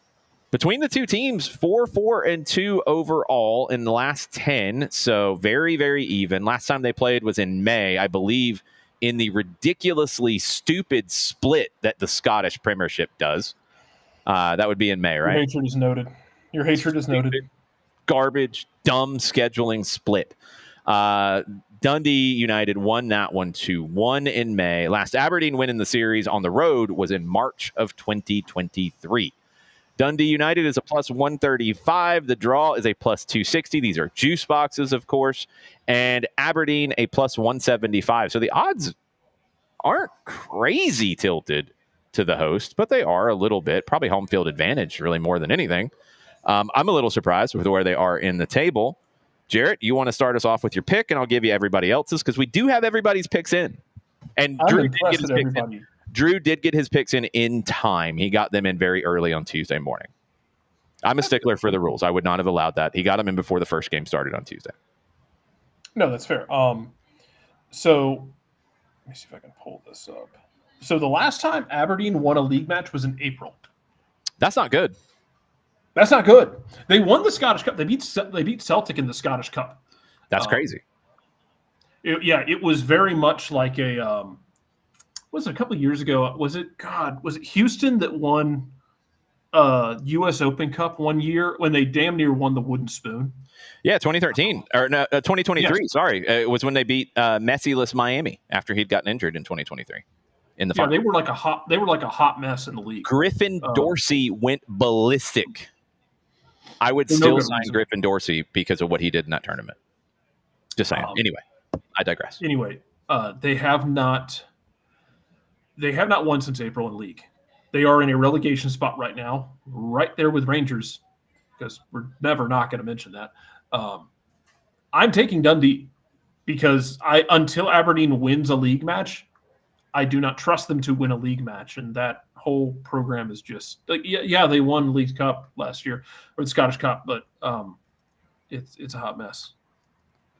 Yeah, they won the they won the League Cup, so they did win the deep fried Mars Bar Cup. Yes, and that about tells you everything you need to know about Aberdeen these days. Who's the manager these days at Aberdeen? I always forget. Jimmy Thielen, is that right? Jimmy Thielen. Yes, Jared is in charge of distribution. Jared did distribute it last night. As soon as we had them, I sent them to the Twitch pitch. Yeah, we're trying to be efficient here in the SDH network these days. I hounded everybody. I hounded Jarrett for his picks. We got him. We picked the other games. We got everything distributed, and then it got distributed to the Twitch pitch. So yes, that's what we do. We're efficient these days on the SDH network. But yes, Jimmy Thielen, if I remember correctly, was really, really bad. And then, or no, really, really good, and then really, really, really bad? good, and then really, really bad. He started amazing last year, and then it was horrendous. But they still won the frozen or the deep fried, not frozen. That'd be weird. The deep fried Mars Bar Cup. They won that, but they haven't gotten any better. So it's very, very bad. I am going to pick a draw in this match. That's very fair. I think they drew 2 weeks ago, so I don't think that's out of the realm at all. Yeah, I'm going draw. The rest of the picks that are on the board, Drew and Sophia went with the Dons, and Nick, Maddie, and John all went with Dundee United along with you. I'm surprised John didn't pick a draw. He picked only 2 draws. Wow, look at him turning over a new leaf. I know. Look at John. And he still... Oh, wait a minute. I think he might be... yes, he is waiting. John, turn your camera on. Or can you turn your camera on? You have a private chat you can use, but you probably don't know how. There's a button that says private chat. I mean, he could be on his phone, which would if be... If he's on his phone, it's trickier. Yeah, it could Plus, be just anytime, weird for I'll tell him. you, anytime I use Restream on my phone, that thing burns up like it's about to catch fire, like a phone in Canada. I had that happen once. Yes, I had both things happen once. I had my phone burn up one time because of Restream, and then yes, I had my phone burn up in Canada. That's why I switched to iPhones. And now I already want the iPhone 17. What's wrong with me? This is it's upsetting. Welcome to the cult. I am in the cult. All right, John can't seem to figure things out, so let's see what John is doing. What are you doing, John? Well, and apparently you can only get the iPhone 17 in orange and blue. No, you can't. You can get it in silver. Okay. Well, Patty is acting as my makeshift tripod, and I'm driving, so you don't want me to turn my camera on. No, don't turn your camera on. That would be bad. No, that's fine. Please be safe.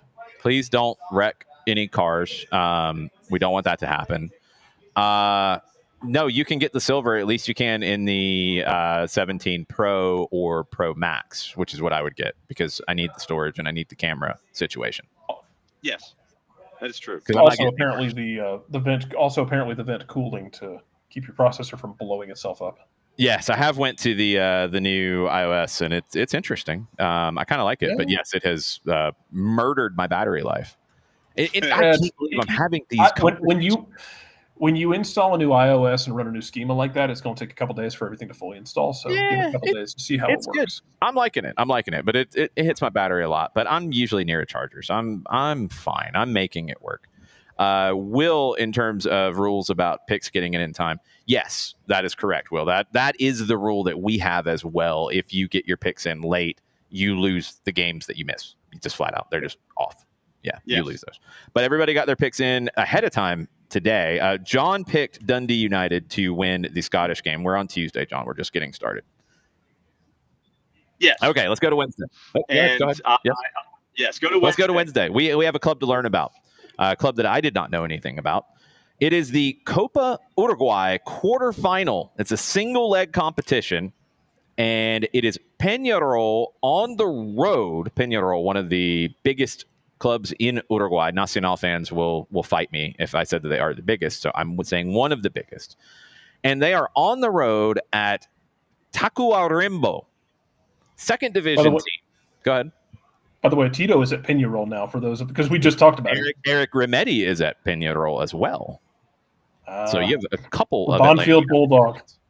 Yes, you have a couple of. Yeah, we should have consulted Nino Torres on that. Yes, potentially. I don't know if this game is actually on Gold TV or not. It could be. This is some sicko stuff. There's no telling. The Copa Uruguay is actually really new. They had never had a cup competition in Uruguay. They did one time in 1969. They never had a cup. Like, I think we have this thing, and people do it about the Lamar Hunt U.S. Open Cup, which I love and have been involved in teams that tried to qualify. And, I can tell you some stories about that. And I can tell you some stories about yes, you need to write why I have hatred for the Charleston Battery because of the Lamar Hunt U.S. Open Cup. Jason has to wait for the statute of limitations to expire. We're getting close. But anyway, there were things said to me that I've never had any other grown man say to me on the sideline of that game. Anyway. Magic of the Cup, baby. Yeah, like I think there's people when we talk about the Lamar Hunt U.S. Open Cup that it's like, every country has cup competitions. No, not really. And Uruguay didn't. They launched the Copa Uruguay in 2022. Defensor Sporting has won all 3 editions so far. The winner of this earns $100,000. That's the prize on offer. Okay. We have no odds on this. We did not have any odds at press time. The odds get locked in when the board goes out for us. If the Twitch pitch wants to do something different, that's up to you. I put the odds in where they're locked when I send it out, and I check it right before I send it out. We did add, actually, for this week, a third option on odds, just to be completely transparent. Oddspedia is the third option. If it's not in SofaScore, which is number 1, FanDuel is the second option.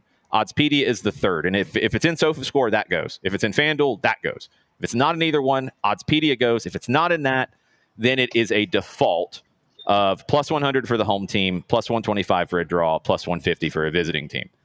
I pulled executive privilege in this one because the second division team is the host. So the odds are reversed. It's plus 150 for Takua Rembo. It is plus 125 for the draw. It's plus 100 for Peñarol. That seems fair. The last time these two teams played was in the first division in 2015. It was a 1-1 draw. Going back to 2008, where they played for the first time, for anything I can tell, Takua Rembo has never beaten Peñarol. They lost the other 5 games between them. And one more thing, or 2 more things about Takua Rembo. They are a merger of 21 different clubs in their region of Uruguay. Whoa. Whoa. And they are the Rojiblancos, the red and whites.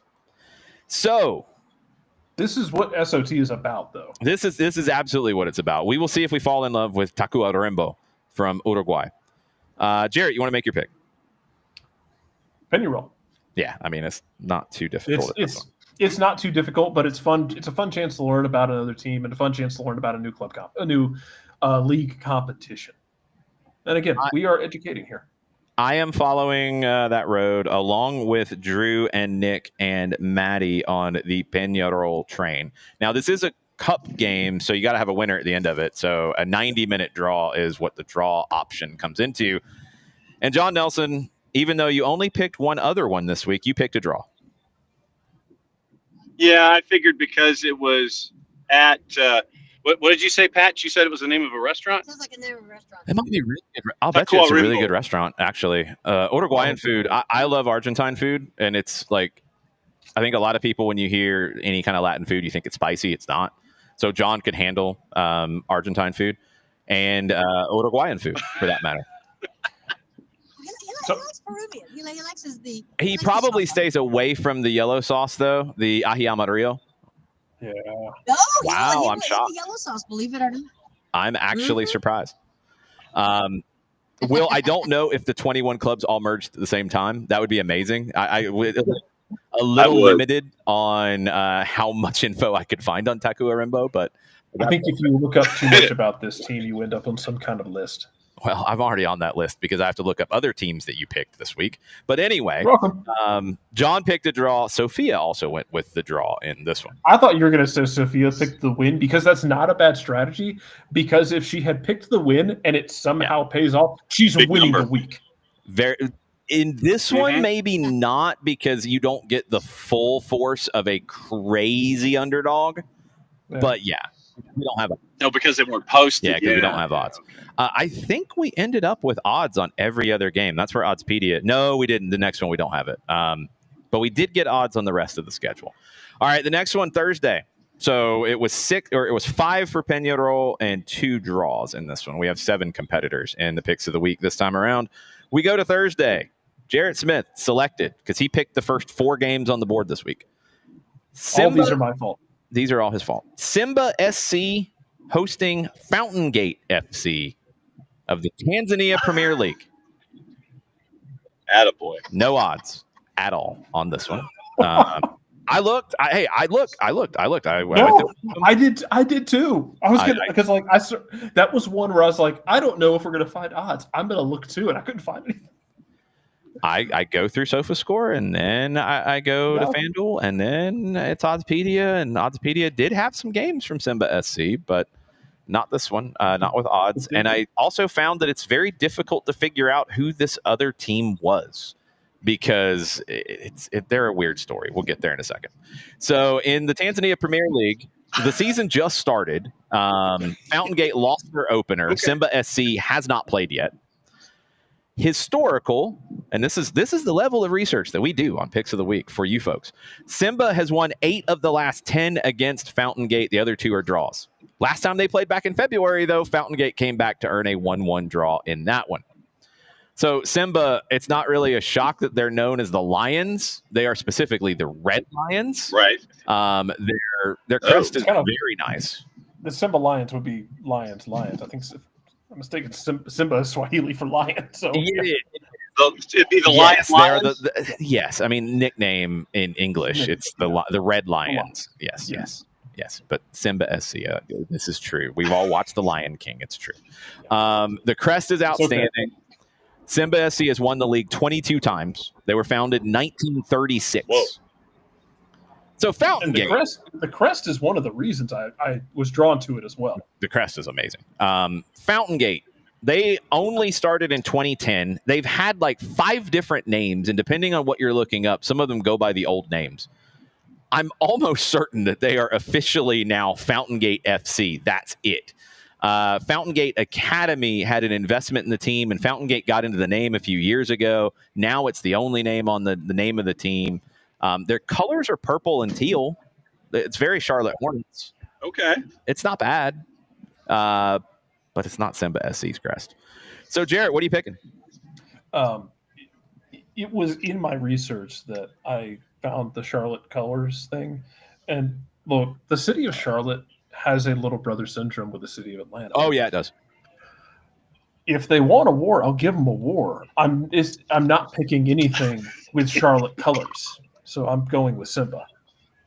Also, the crest is just magnificent. John, what about you? John, are you trying to remember what you picked? John might have run off the road. It's possible. I hear noise. Oh, sorry. It was transferring from Bluetooth back to the actual phone itself. There we go. Yes. So me and technology once again. Fountain Gate. Oh, I went with Simba just because of the history attached to the relationship between these two clubs. Fair enough. Everybody else? No real fountain of knowledge attached. I just went with history. Everybody else, Drew picked Simba, Maddie picked Simba, you picked Simba, Sophia picked Simba. Nick went draw on this one. I am going with Simba SC. I mean, come on, it's Simba SC. That's easy. All right, Friday, the next one for Jarrett. This is the last game that he picked, and he made it a doozy. Again, It was actually a good game. it is a good game. No, it's a really good game to pick because it is obscure but not completely obscure, and it's 2 really good teams in that competition. We are going to the League of Ireland, the Premier Division. Of course we are. Number 1 versus number 2. Late in the season, Ireland is on the MLS kind of calendar, which, again, it does happen outside of Major League Soccer. People do the spring to fall thing. I know it's crazy, but in Ireland they do it. Shamrock Rovers hosting Bohemian FC. Here are your odds. Minus 125 for the Rovers. Draw plus 230. Bohemian plus 300. Rovers are leading the league. Bohemian is in second. But over the last 10 games in the all-time series, Bohemian has been better, winning 5, losing 3, 2 draws. 3-game winning streak between the 2 teams for Bohemian, with all of those coming in 2025. Because there's only like 12 teams, I think, in the League of Ireland Premier Division. Maybe 10. So they play each other a lot. Yeah, it's not that many. So Bohemians won all 3 in 2025 between these 2 teams. Jarrett Smith, what did you pick? To answer Ricky's question first, Nick is on assignment. Nick is on assignment. He should be back. He will be back shortly. And one more from Ricky. This is an old school one. The Vihiga Bullets from Kenya, they have been acquired by another ownership group, and they are now the Sam West Black Boots.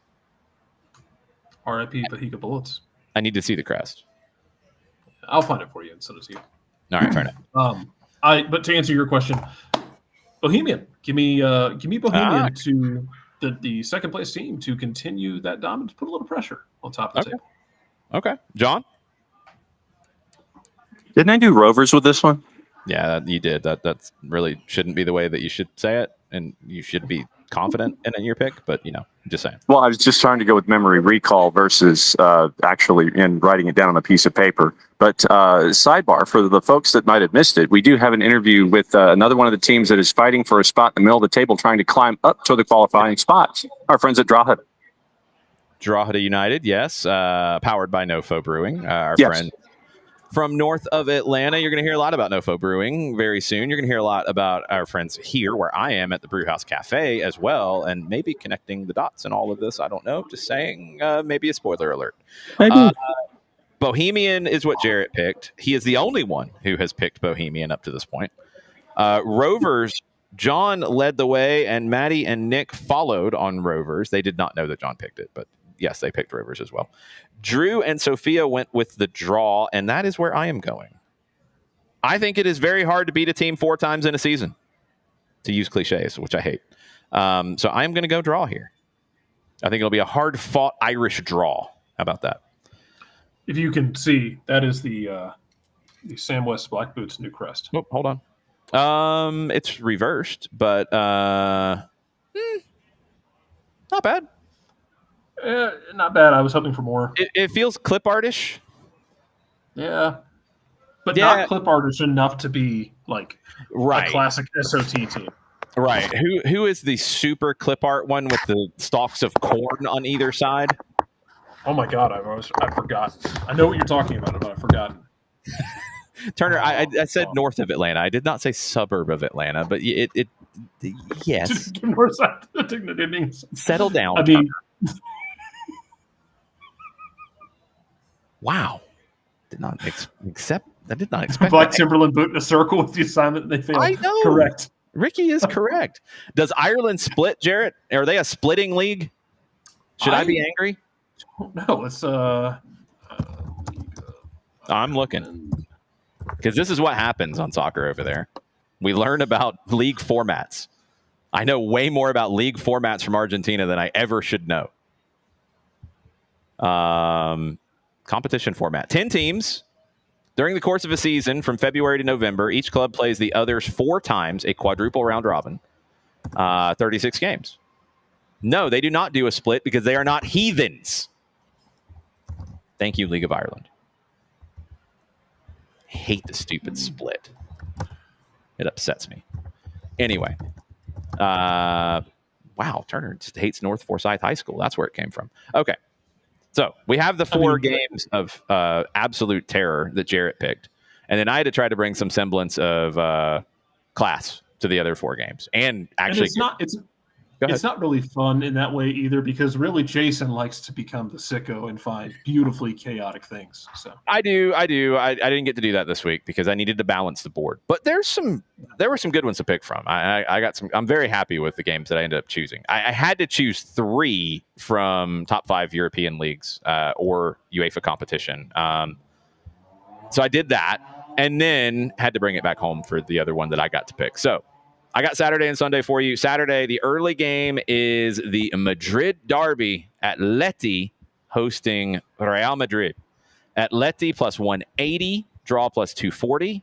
Real Madrid plus 140. The rare road favorite. Xabi Alonso, he's got Real Madrid perfect through 5 games, even if he hates Vini Jr., leading La Liga. Diego Simeone's Atleti. Diego Simeone hates everybody. They're on 6 points through 5. They're in 12th place. So he's even more. Simeone hates himself, probably.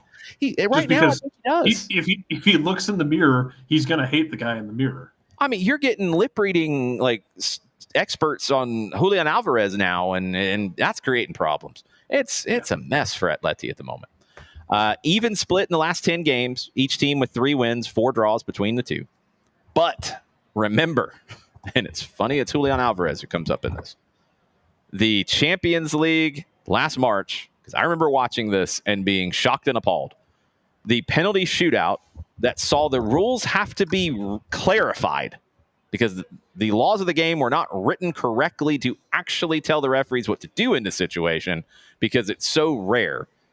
The Julian Alvarez accidental double touch where he slipped, he took the penalty, he hit it with his plant foot, and it was ruled no good. The rules have now been clarified that is a retake, not a foul or missed penalty. Foul penalty, whatever you want to call it.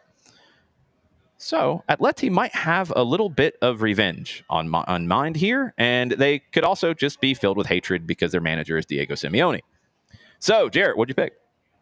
Real. I didn't overthink this. You went with the Blancos of Real Madrid. Also, from what I can tell, Scotland and Belgium do the split. I'm sure some smaller leagues might as well because they're just weird. What is John doing? Sorry. John is breaking things again. That's okay. Yeah, he was. The phone overheated. That's what happened. See? See? Yeah.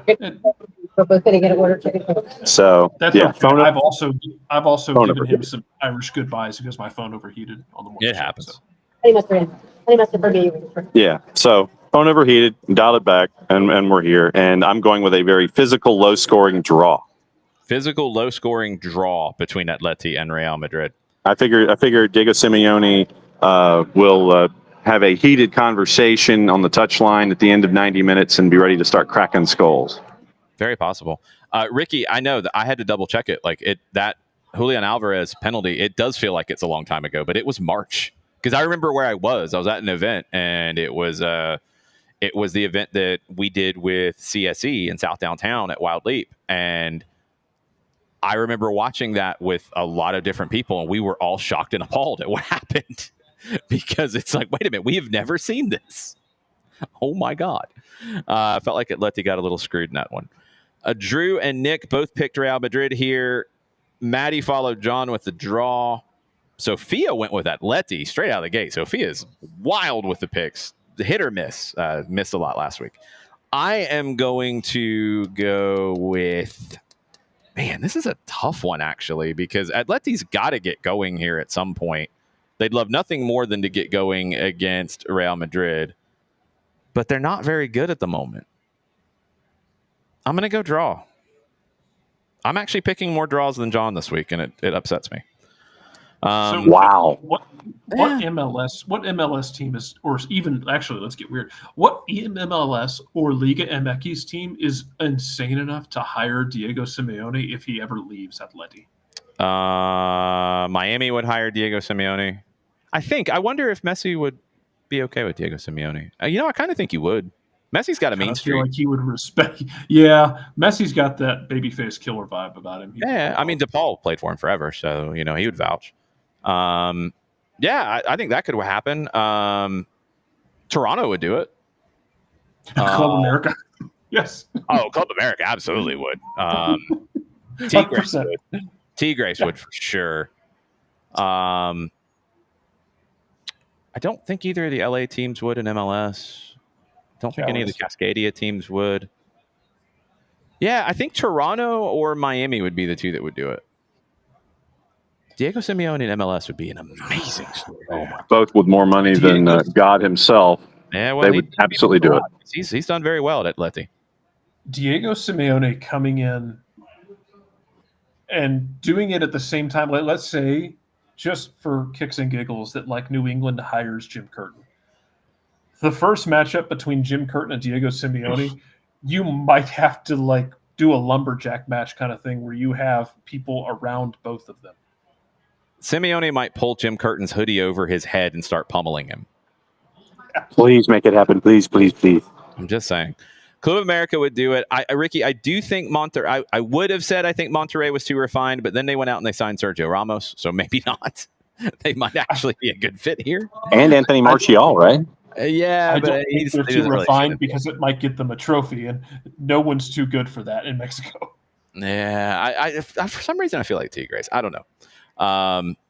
Anyway, okay. Sorry, so I didn't mean to derail you with that. No, it's okay. I went draw in this one. So your final selections: Jarrett, Drew, Nick, all on Real Madrid. Maddie, John, and me on the draw, and Sophia with Atleti. Let's go to the Saturday night match on the board. Seattle hosting Vancouver. This is versus Diego Simeone versus Piojo would be. Oh my God! Make it happen, Jesus Christ! So now we have to get Diego Simeone to the World Cup so they can play Costa Rica. Oh, geez, that'd be amazing. Seattle, Vancouver. Seattle minus 117. The draw is plus 275. Vancouver is plus 260. The odds makers hate the Vancouver Whitecaps, and I don't understand it. Vancouver, second place in the West, 9 points ahead of fifth place Seattle. Last 10 games between them, Vancouver's won 4, Seattle's won 3 draws. Last 2 games between them have been 3-0 wins that they traded back and forth. Vancouver won at home earlier this season. Seattle won 3-0 in Vancouver at the end of last season. Maybe finishing off Vanni Sartini. Jarrett, what did you pick? First of all, Diego Simeone to El Tri would be a cataclysmic event. If for There's no a lot other of reason, Mexico-Argentina hatred, though. I don't think that would ever happen. Especially after Tata Especially after Tata, yeah. I think that makes it even easier for it not to happen. But Jesus Christ, if it did happen, Simeone versus the Mexican press would be that is marquee entertainment. You get Faitelson against Simeone in a televised debate, the whole country would shut down. It would, and just wait until Costa Rica fires Piojo, and then he starts getting on pundit TV again and starts trying to lobby for the job from Simeone. Like Chelis did. Chelis did this the whole last cycle for Mexico. I know. He hated Tata. He'd pop up on these shows and be foaming at the mouth and have to go off to the side, have a cigarette to calm down. I mean, good grief. Yeah. Anyway, I took Vancouver in this game because I am a firm believer in the Thomas Muller Express. Of the teams we've talked about that we believe in for MLS Cup, I know you feel strongly still about Miami. Last year, be damned, but Messi, DePaul, that roster, especially, I think if you gave Messi the motivation of Sergio's retiring and I'm going to make sure my boy goes out with one last fairy tale ending. Yep. LAFC, you trust. I trust Vancouver. I mostly trust Vancouver. Mostly. John does not trust Vancouver to win this game. I trust Vancouver because the thing we always talk about with MLS playoffs, and we'll get into it as we get closer to the playoffs and we start getting into the fun times, guys. It's so important. And the thing that the Red Bulls failed at in the late 2010s was you need to have that guy who can pull you over the line. Red Bulls never had that guy who can drag your withered corpse over the line. John ran away again. Phone over. John ran away again. But he picked Seattle. Vancouver with Thomas Muller, I think Thomas Muller can drag them through some rough games, and he can do that individual moment of magic the way Boyanga or Sonny can do. Yep. He can do it much more than Kaku did for the Red Bulls because that was who they thought was going to do it. I can't remember where he's at these days. He popped up somewhere weird. John's phone overheated, but might be back. It did. And I'm going with Seattle because it's Vancouver's second match in a week, and it's going to be a rough turn, especially Cascadia's second match. So I'm going Sounders. Okay. You drug Nick along with you on the Sounders. Maddie and Drew went Vancouver. Sophia went draw. I am also going Vancouver. I have a lot of respect for Vancouver. I think Seattle is somewhat flawed this season. Let's go to Sunday. Kaku is playing in the UAE Pro League. That's where it was. Yes. Al Ain. He's with a good team, but he is, he popped up in the Club World Cup against Manchester City playing at the Benz. I was like, I knew I saw him somewhere recently. Yeah, that's such a jarring thing to see. Yes. It's like, ah! Hey, last year he had 6 goals and 1 assist. And there's Kaku. What is he going to kick the ball into the stands at somebody? What's happening? I was kind of mean with my 2 picks for Sunday, but they were the 2 really big games. The first one is Newcastle hosting Arsenal. That gets the day started. Your current updates on these 2, by the way, Newcastle plus 220, Draw plus 250. Arsenal, the road favorite, plus 115. Arsenal's in second place on 10 points through 5. Newcastle with 6 points through 5. They're still trying to figure out how to play without Alexander Isak. They're in 13th place. But, and this was interesting, although they don't have Alexander Isak anymore, but they didn't have him for all these games. Newcastle's 5 wins to Arsenal's 4 over the past 10 games between these two. 1 draw. So, Jarrett, what'd you pick? Give me Arsenal in this one. I'm not going very draw heavy this week, but give me Arsenal here. I want to believe in you, Arsenal. Give me an excuse. Okay, fair enough. John? Yeah, Arsenal. Newcastle still trying to figure it out. It's probably going to take them a lot longer to figure out how to be Isaacless and wander around in their living room. So you're saying they need to be barefoot. Okay. Drew and Nick and Sophia also picked Arsenal. Maddie, the resident Newcastle fan, she picked her team. I can support that. That's always a tough one. It comes up again in the next game. But it's a tough one, even if they're not going to win, because I'm picking Arsenal as well. I just don't think Newcastle's all that good. We could agree with her, but then we'd all be wrong. And then, yeah, you just can't pick against your team. This happened before in the past, and there were very loud arguments about it. She's a Newcastle fan. She picked Newcastle. It might end up costing her this week. Who knows? If she's the only one who gets it right, then that's a big swing. The last game of the week, I kind of went with the same idea. It is Milan against Napoli in Serie A. Napoli won today, so they are perfect so far. Both teams were on 9 points when I did the board. Napoli played Pisa today. They won 3-2. The Leaning Tower made a game of it, but they scored really late to make it 3-2. So, Milan is a plus 140. Again, this was done last night, so before the Napoli game. That's why the numbers are what they are. Go ahead, Jarrett. Pisa is just Kennesaw with a river and bad architecture. Wow. Okay. I don't. It's a college town.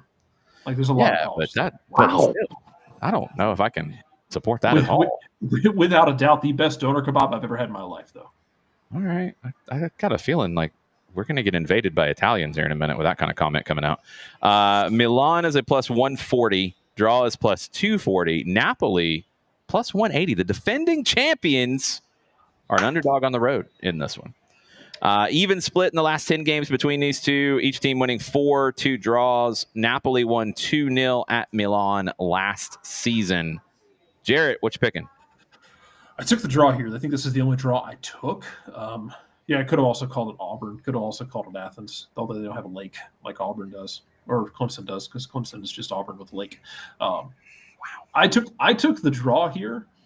I don't know how I feel about trusting either one of them to get this across the line. Nick did once pick against his own team, and Mr. Scared Money Don't Make Money can answer for his cowardice next week. I remember that. I remember being very upset by that. And I tried to put him into that spot again. He picked his own team, which is not a crazy pick in this one. He was very anti-Milan at that point. They were a mess at that point. He picked against Milan. Jarrett, what are you picking here? Draw. You pick a draw. John, what are you picking? Figured I was still getting money at the plus 140, so I went with Milan for the win. Okay. On the win for Milan, of course, Nick went with you here. Maddie went with Milan, and Sophia went with Milan. Drew and I are on the other side, the light blue side of this matchup. Okay. Napoli. Scott McTominay, the glow up is astounding. He got out of Manchester, and the man got a tan. He got some style. He's had some espresso. Now he's got Rasmus Højlund with him, and 18th in the Ballon d'Or voting. Yeah, I mean, Scott McTominay in the Ballon d'Or, that would have never happened in Manchester, and that man goes to Naples, and he's wearing like shirts with the top 3 buttons unbuttoned, and I mean, it's like, what has happened to this Scottish man? And they're making up nicknames based off the Neapolitan dialect, and it's like something to do with McDonald's, and I mean, it's insane what has happened with Scott McTominay, but they're the defending champs. Tony Conte with the great hair transplant. Have to respect that. I'm raccoon stapled to his head like no other. No, it's not a raccoon. It's like the finest of raccoon hairs plucked from a raccoon that are then surgically implanted in his head. Yes.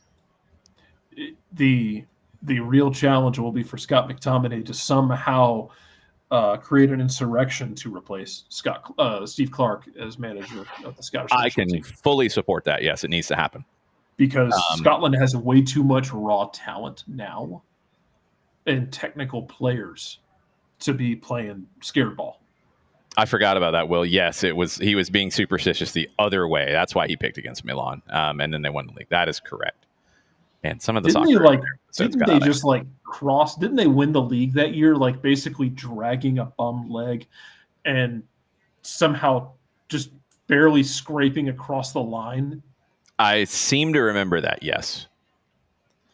Yes, the Italian-Scottish connection does work, but it's only does. one direction. You can't send Italians to Scotland. It will not work. No. But you can send Scots. Well, no, down Gennaro Gattuso went to Scotland, and it worked. It worked out for him. It worked out well for kid, him.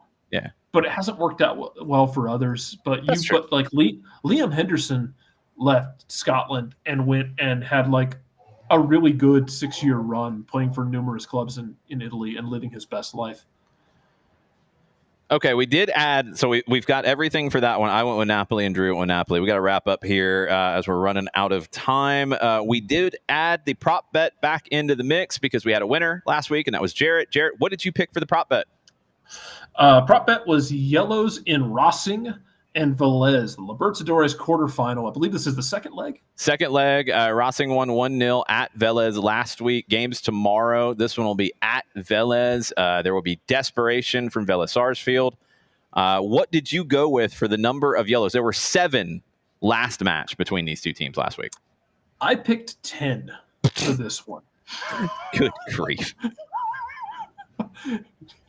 What in that tone, though, I don't hear any disagreement with you from you. Can I see it happen? Yes, of course. I know these two teams very, very well. That's what I mean. Like, we get into a game where it's like one goal shifts it either way in the 83rd minute. And like I want someone to do the corner routine where I'm hanging on to a lead. My guy taking the corner gets a yellow, and he puts the ball down and walks away, and someone else comes over to start stalling. Then you start conveyor belting your yellow cards. Oh, it could happen. It could totally happen. John, you went with 5 yellows, so you went half of Jarrett's total, which is still a lot of yellows in a game. Yeah, because I figure the center ref's going to let it go, considering it's the second leg, and I think it's going to go for a while. And then all 5 happen late second half when chaos ensues, because one moment will trigger all the others. Maddie also went with 5. I went with 6. Nick went with 6. Sophia went with 4. I don't think she knows the Argentines well enough yet. And Drew went with 8. Oh my God! I wish you guys had. This John's phone dies again. It's perfect timing. I wish you guys had seen the event that was had at Fido Midtown back in March with World Cup qualifiers for South American games. Sophia and Maddie both came to that, and I think they liked what we watched in the games, but I think they were also slightly terrified of what they saw in these games, which is normal. That's the normal reaction. So it was very entertaining to watch their exposure to CONMEBOL competition for the first time at that level. If you're not terrified by CONMEBOL, that says more about you than anything. Yes. That's kind of a red flag. If you're like, this is it right here, you're probably slightly too unhinged. Just saying. Yeah, that's a red flag, and we need to notify someone to keep an eye on you. Yes. So that is your picks of the week. If you're playing along at home or if you are on the Twitch pitch. If you're not on the Twitch pitch and you're listening to this, whether live or indirectly, and you want to be part of the Twitch pitch, which is also known as our Discord, send us a message. We will get you installed into the Discord. Jarrett Smith is the what? Do you have a title? I don't really. I'm kind of the overlord of it. I'm just kind of the overlord of it. The overlord. Okay, that works. I mean, it self-governs at this point. Yeah. But if you want to join that chaos, you can. Just make sure you send us a message, and we will get you into that chaotic section. Bam won last week, got 7 of 8 right.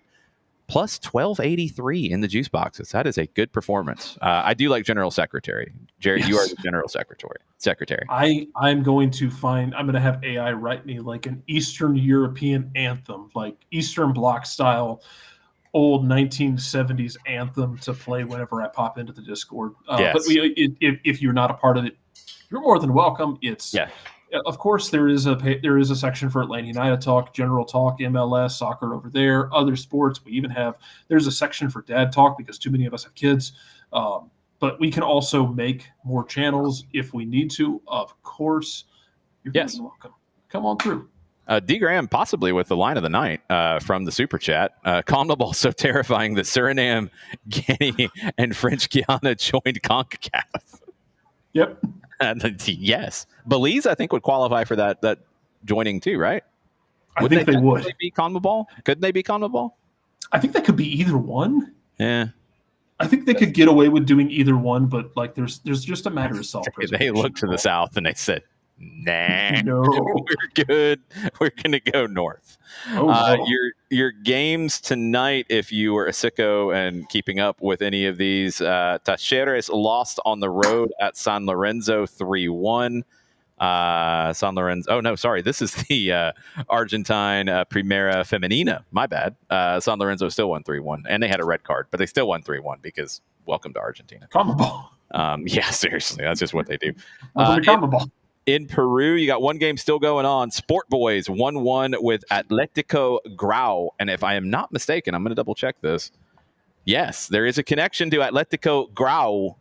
Raul Rui Diaz wearing the 99 shirt for Atletico Grau in Peru. Jesus. Yes. I knew that club for some reason. 1-1 in that one in the 83rd minute now, and he already got substituted. It's not going too well for him down there. ADT beat Cusco. We mentioned the big games today. Napoli winning, Marseille winning. Estudiantes beat Defensa y Justicia, and I'm very upset by this. Belgrano beat Newell's 3-0. That's a beatdown. All boys drew with Deportivo Madryn, and Quilmes and Güemes scoreless in the Argentine second division in the 83rd minute. That will do it for this edition of Soccer Over There. Thank you for hanging out with us. Thank you to our friends here at the Brewhouse Cafe. If you're in Atlanta and you're looking for games to watch and you want to find fellow sickos, this is the place. And again, spoiler alert, possibly, have your notifications on Wednesday. I'm just going to tell you that. Just have the notifications on wherever you are following soccer down here on your notifications on Wednesday. You just want to know in the morning. Kind of early. It's the most accurate sentence I've ever heard in my life. Yeah, you go to a CONMEBOL match and you don't witness a red card, you should get your money back. Seriously, like I just went through it really fast, and I mean, I'm looking at it right now. Like the Argentine second division games, you had 2 red cards in one game, none in the other. Newell's had a red card tonight. In Peru, one of the 3 games had a red card. In the what is this? Torneo Promocional Amateur, the amateur league. You had 2 red cards in one. You had a red card for Independiente in the women's match. You had a red card for San Lorenzo, and they won with the red card. So, yes, red cards everywhere. Will, I think we're out of time for an Icardi update. I will check really fast to see if we got a Bentner update before I get kicked out of here. I'd like to not get kicked out by our presenting partners, the Brewhouse Cafe. But we will see if Bentner's done anything stupid in the last week. And no, it looks like they're still pulling like old stuff that we already talked about years ago. Come on, Bentner, do something dumb. He settled down. We're going to find someone new. That's not good. Let's check really fast if Icardi did anything stupid in the last week to see if that comes up in a very fast search. No, it's all dumb stuff with him too. Let me see if no. We're all slowing down in old age. Yeah, it's disappointing. I'm sure we'll find some stupidity from all of them very, very soon. Maybe Gio Reyna will do some stupid things. His manager got fired, so we'll see how that goes for him at Mönchengladbach. We'll figure it all out as we go. All right, that'll do it for this edition of Soccer Over There. Big thank you to everybody for watching, listening, being excited that this funnel of buffoonery is back. We'll be back next week with more buffoonery and shenanigans. Thank you so much, and adios.